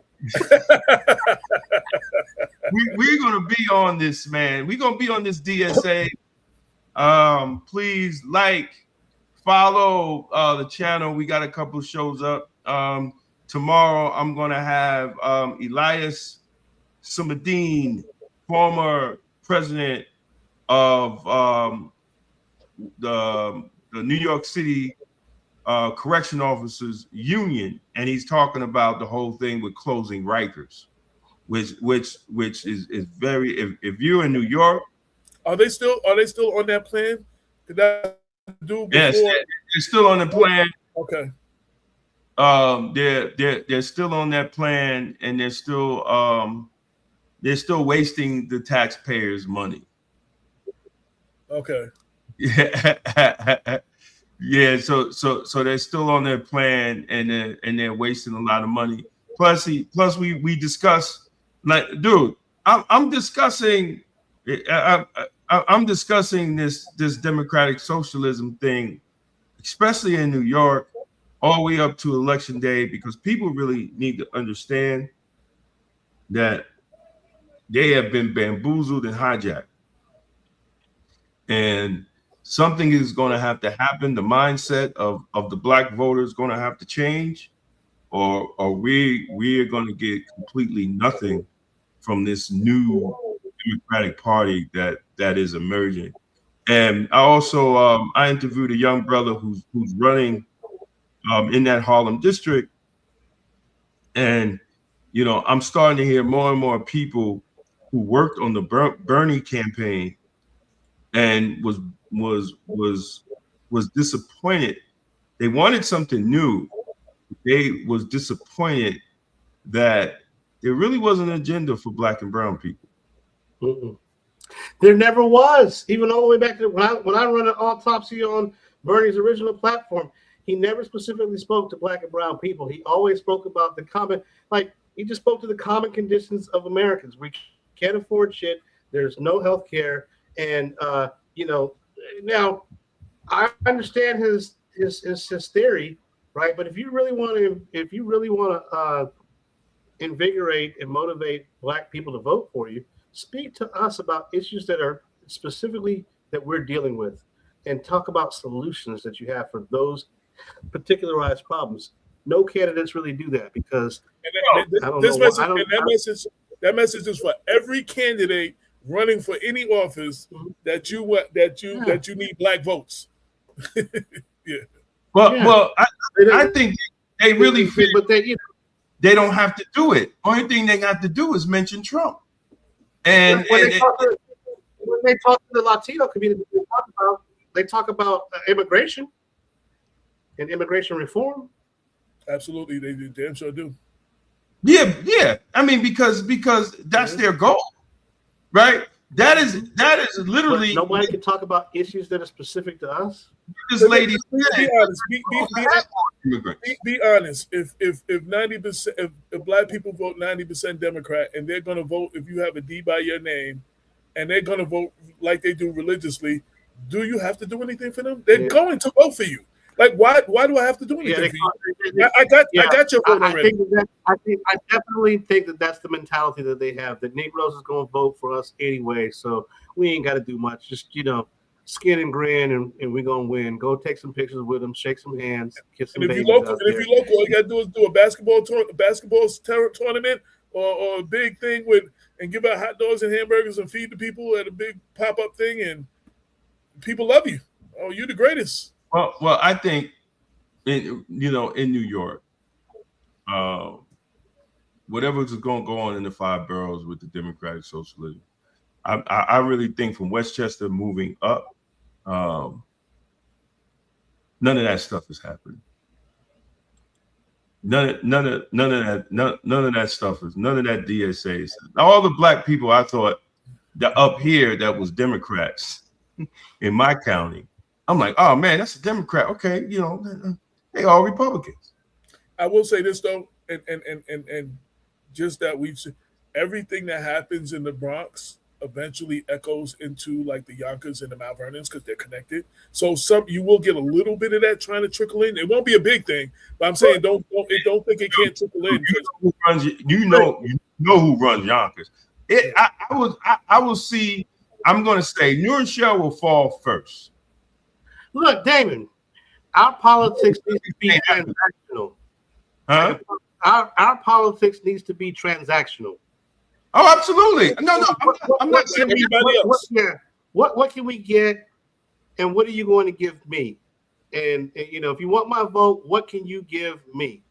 We're too emotional right now. Our politics is about, he came and took a picture with me. Yeah, exactly. I was at the cookout and they know me. Man, them people wouldn't piss on you if you was on fire. And so what can they do for us? If we did get Medicare for all out of the DSA, that would be great. But will they be able to get it? Not with these stupid ass people that they keep platforming. Because on a national level, I say that all the time. I'm sorry. On a national level, that's the people down south say that dog ain't gonna hunt. This is they're basically inspiring the right to come out, because basically these DSAs are nothing but communism light. And so all these free programs that Mandami is doing, I like them in theory. In theory. Okay? In theory, but in practicality and reality, everything that's free costs something. Freedom is not free. It's paid for by someone. Please, I know what his retort would be. Well, we're going to get it from the billionaire class. We're going to make their fair share. Okay. The billionaire class in New York is bouncing. Yeah, they're going to head to places like Maryland, where they're going to head to places where it's liberal appearance, but Republican, taxation and so forth. Exactly. And or one of them states like Florida or Texas that don't have state taxes. Yeah. Well, they're going, man. All the major, they don't want to talk about it. The New York, especially the New York News, is not talking about it. I've been reporting it, and they're going. All the major finances going. Even the mayor of Dallas is bragging about the Texas Stock Exchange. They are about to bounce, and New York will not be the financial center as it used to be because of their policies, and they're even hurting future construction. There was a project in Lower Manhattan that's worth billions. Once they changed their rental rules on how they tax businesses on their square foot and all that, the company pulled out. So that's 40% of one building. So now, guess what's going to happen? The construction on that building is going to have to stop. Look, people are going to. America is a capitalist country. If nobody's gotten that damn message, they really are on a whole nother page. This country is about making money, and there's an underbelly to that, right? There's an underbelly to that, and we're really right now we're in pure capitalist mode. They don't give a shit about people who can't make it. They like, okay, we got a prison for you. Figure it out. Go get some skills. Go to school, get some skills, and get with the program. But if you don't go get skills, because we got a place for you. Exactly. It's about skills now. See, and this is where Black people get it twisted, because y'all are not pressuring your school boards where y'all vote for these fools to be in charge of your children, and they're not preparing them for the future workforce. We have been continuing to be putting our children behind. Yeah. Every decade, every generation, we put them behind. And then you got Negroes that want to make excuses about the white man. No, get the goddamn skills. Man, listen. If you can't make it in this AI generation, I mean, the damn thing tells you the answers. Whatever you. if you can't make it in this era, I don't know what to tell you. You know what I'm saying? Even in school, this student, because they was trying to catch people that were using AI, he put in there, write this so it doesn't look like it came from AI and it looks like it came from me and it won't be plagiarism. And it wrote him a thing and he got a high. That's what he put. That was the prompt that he put in. Listen, not only that, if you got $500, you could go to AI and say, look, I got $500. It'll give you a what plan. do I need to do to make $1 million with the $500? And it will give you the steps on what to do with the $500.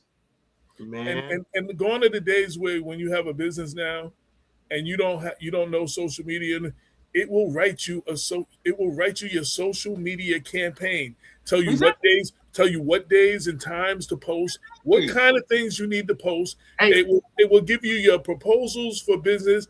It can even help you write grants. And if you put the right things in, it will tell you the grants that. Well, Damon, I put in. They were talking about grants for Black writers, Jonathan, and I was searching for it, and it told me, it gave me a list, and it said, "Oh, Damon said this. Said your book, Black Women of Westchester, would have definitely qualified for this grant." It even told me my book that I wrote would have qualified. Like, so, come up with another book like that, and it would qualify for this grant. Type in on your computer screen right quick, Damon. Casefirst.com. Case First.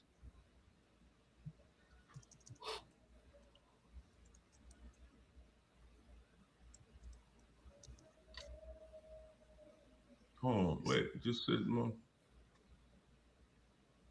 Oh, it ain't Law practice management for the rest of us. That's mine. That whole thing has been designed out. It's a whole back end system. Like, we don't subscribe to Clio or pay. The normal model used to be like $59.99 per month per person in your firm. I got my own platform that I built, me and AI.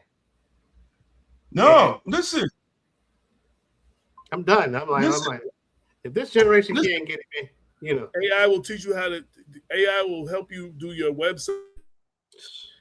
All the things, it will give you your accounting. You need your whatever you put in there, and you ask it the right questions. And sometimes you have to double check the information. Don't just take everything it gives you. You got to double check some things. Mm-hmm. But it will definitely give you it'll give you a skeleton of where to go if you don't know where to go. If you're a hustler, if you're an entrepreneur, and you're weak into something, it will give you the things that you need to. I was working on a book and I was putting certain things in. It told me to start interviewing this person, because they would make strong points and why they would make my book stronger and for what reasons. I was like, oh, damn. I'm writing a book right now with AI helping me, the Maryland Prison Survival Guide. What to do when you get to prison, how to navigate, stuff not to do, how to get money. Look, I'm telling you, you're going to see my book out there because these young boys, they go into prison, man, and they borrow money, getting beat up about borrowing money. They're holding on to other people's stuff for them. I'm like, man, why would you do that? I didn't know. Well, this is stuff you shouldn't do when you get to prison. You know? Because most of the time you find out is after you've done it. Nope, that's not the right thing to do. That's not the right thing to do. No, it's too late because your ass is locked up and you sharing a cell with Bubba. Right. And he puts a candy underneath your pillow, you got problems. We're coming to the close of the show, but I did want to announce, though, this is our 12-year anniversary. We're working right now on the August, the 12-year anniversary issue. You got another week to 10 days to get your advertisement in. If you want the advertisement of your journal ads, blackwestchester@gmail.com. Hit us. You know what I'm saying? All y'all people that say you'll support us and support what we do. I mean, the work's not free. Freedom is not free. You understand what I'm saying? So you want to see us continue to do the work, we need your support. We've been here 12 years and we got here because of all of y'all who are supporting us. And we want to thank all of y'all. But yeah, we're celebrating our 12-year anniversary. And 12 years of this show, 12 years of the website and everything. When me and Damon started this, I really did not think that I would be having this conversation 12 years later. when I knew we were doing something different. I didn't realize it would affect people the way it did, and it would be important as it was. But we've definitely done a lot of work. I think we left some things better. We're still talking about some of the same things we were talking about 12 years ago, and that our mentors were talking about 20, 30 years ago. But unfortunately, but we keep putting in the work. And you know what I'm saying? People like Jonathan, we have a lot of strong allies and stuff who come on and support us. So I just want to thank all of the people that rode with us for these 12 years. And yeah, man, holla at us. We're working on the issue now. And yeah, 12 years in the can, man. A lot of people can't say that. We broke all the rules. We went from digital to print, which everybody was like, oh, you can't go print. The people going from print to digital, but the people wanted a paper. And if y'all want to keep getting the paper, y'all got to support it. So, Exactly. I said, one of them days, and it won't be long, you're going to look around and we're going to be gone. They'll be like, yo, what happened? We need some black media. What happened? What happened to Black West? Black West is going to be gone. You don't catch up with me. I'm just going to be talking about our Lord and Savior, Jesus Christ. And I ain't going to want to hear about all that other stuff y'all talking about. And that's all it's going to be. That's all that's going to be happening. So y'all better get it right and support black media that support that support the people. You know, I just did a video, and I'm going to close out. There was a video. I had assumed that the coffee shop was in Westchester County because everybody was sharing it. So then they was talking about we're going to boycott the coffee shop, but the owner said he don't need black dollars. I said, well, that's stupid.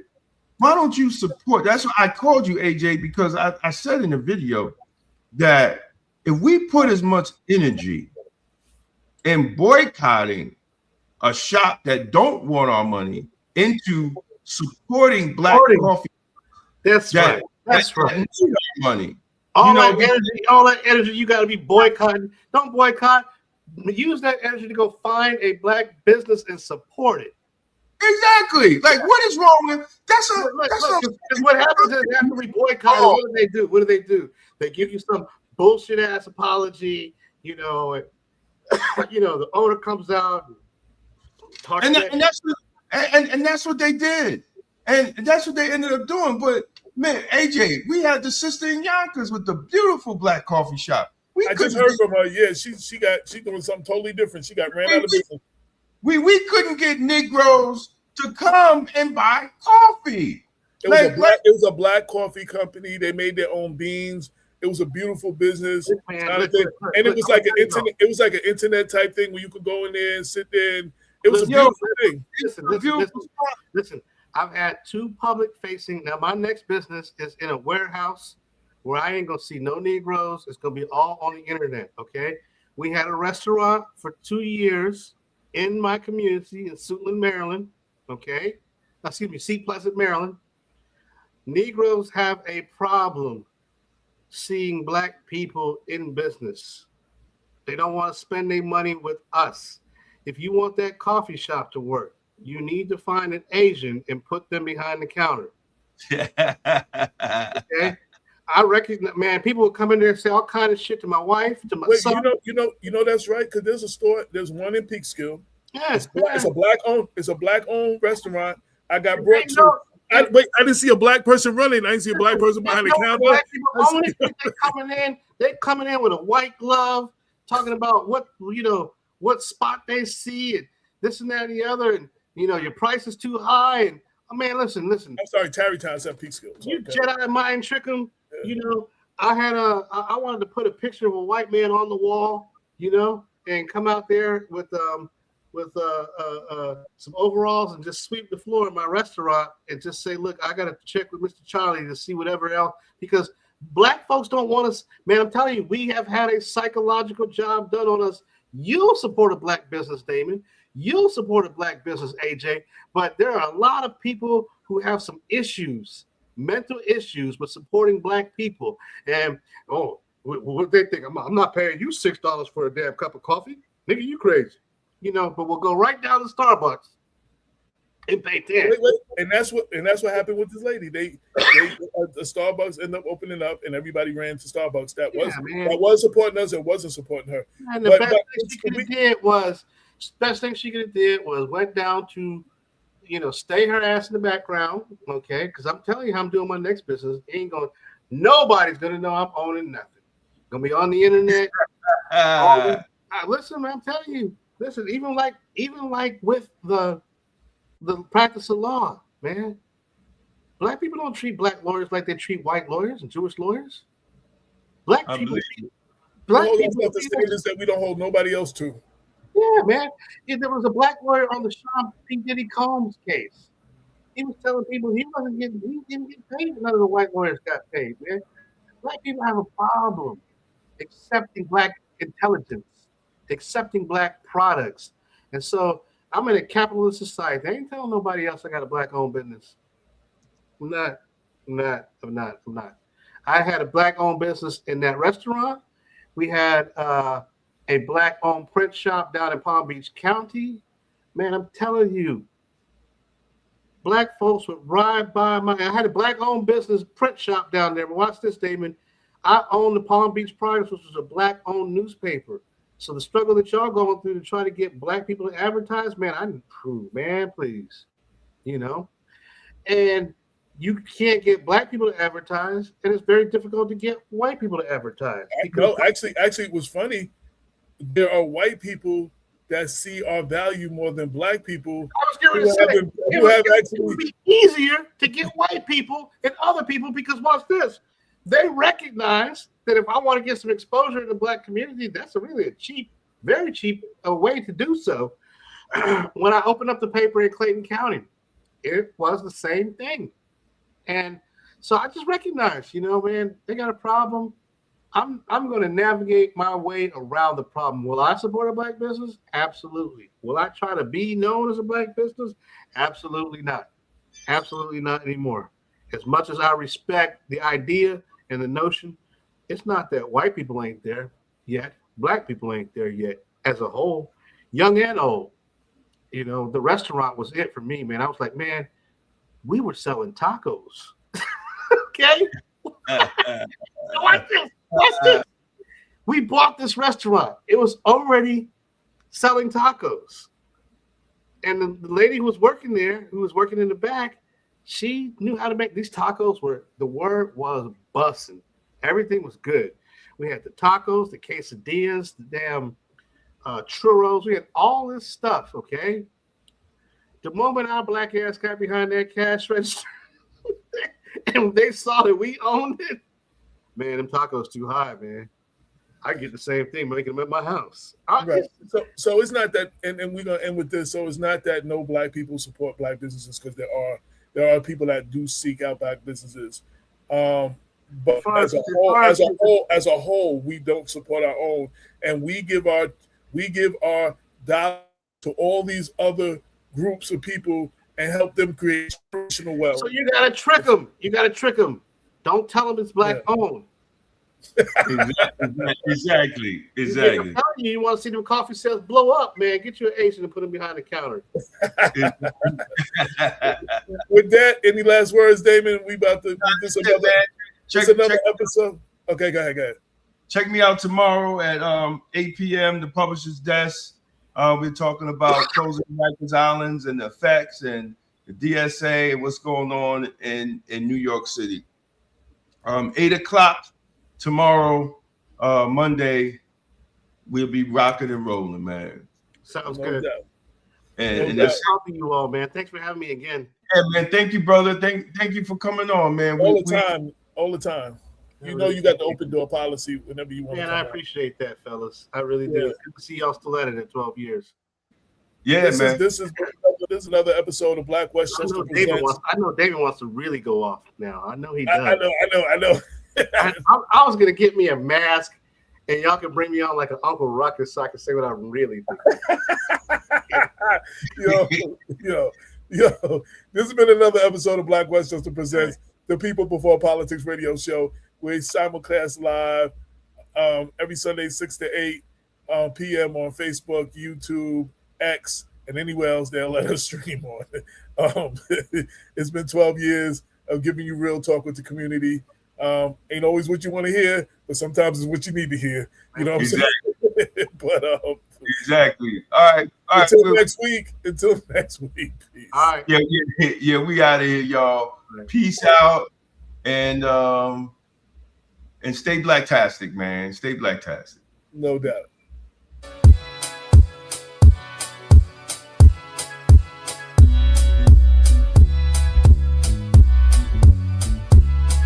They taught us charity, never clarity. Now help the world while we suffer in the dark. Fighting for flags that don't feed our seeds, but can't build one school where our babies can read. We loud for the globe, but silent for home. No plumber, no coder, but a new iPhone. Our pain got turned to a marketing stream, march and scream, but no policy team, red or blue. Man, they both play roles. One lock us up, one leave us broke with hopes. Democrat, Republican, ain't changed the hood. Just new faces, same games, misunderstood. We vote, they win, then forget we alive. They fund everybody, we just try and survive. Our issues trend only after we die. Ain't no savior coming, it's us or goodbye. So I buy black, build back, sow in the earth. Each brick I lay, I honor the hurt. My grandma prayed for the day we be free, not just legally, but financially. Put the mask on first, then we lift the rest. If the block ain't strong, how we claim success? We ain't saviors, we survivors, building worth, time to love ourselves. Black America first, yeah, Black America first. Fix the house, fix the fam, let the blessings burst. Own the land, own the plan, put the people to work, no more mule moves, Black America first. Thank you for watching another Blacktastic episode of the People Before Politics show. Sunday Rundown, powered by Black Westchester Magazine. We appreciate every single one of you who tuned in, commented, shared the stream, and joined the conversation. Your support is the reason independent Black media continues to thrive and speak truth without fear. Every week, we show up to bring clarity, accountability, and real community insight to the stories that matter. And you show up with us. Whether you're watching on YouTube, Facebook, LinkedIn, or X, we want you to know that your voice, your engagement, and your presence make this platform stronger. Thank you for rocking with Damon K. Jones, AJ Woodson, and Larnez Kinsey as we break down the issues that many outlets ignore. And thank you for supporting a space where Black thought, Black leadership, and Black truth-telling still matter.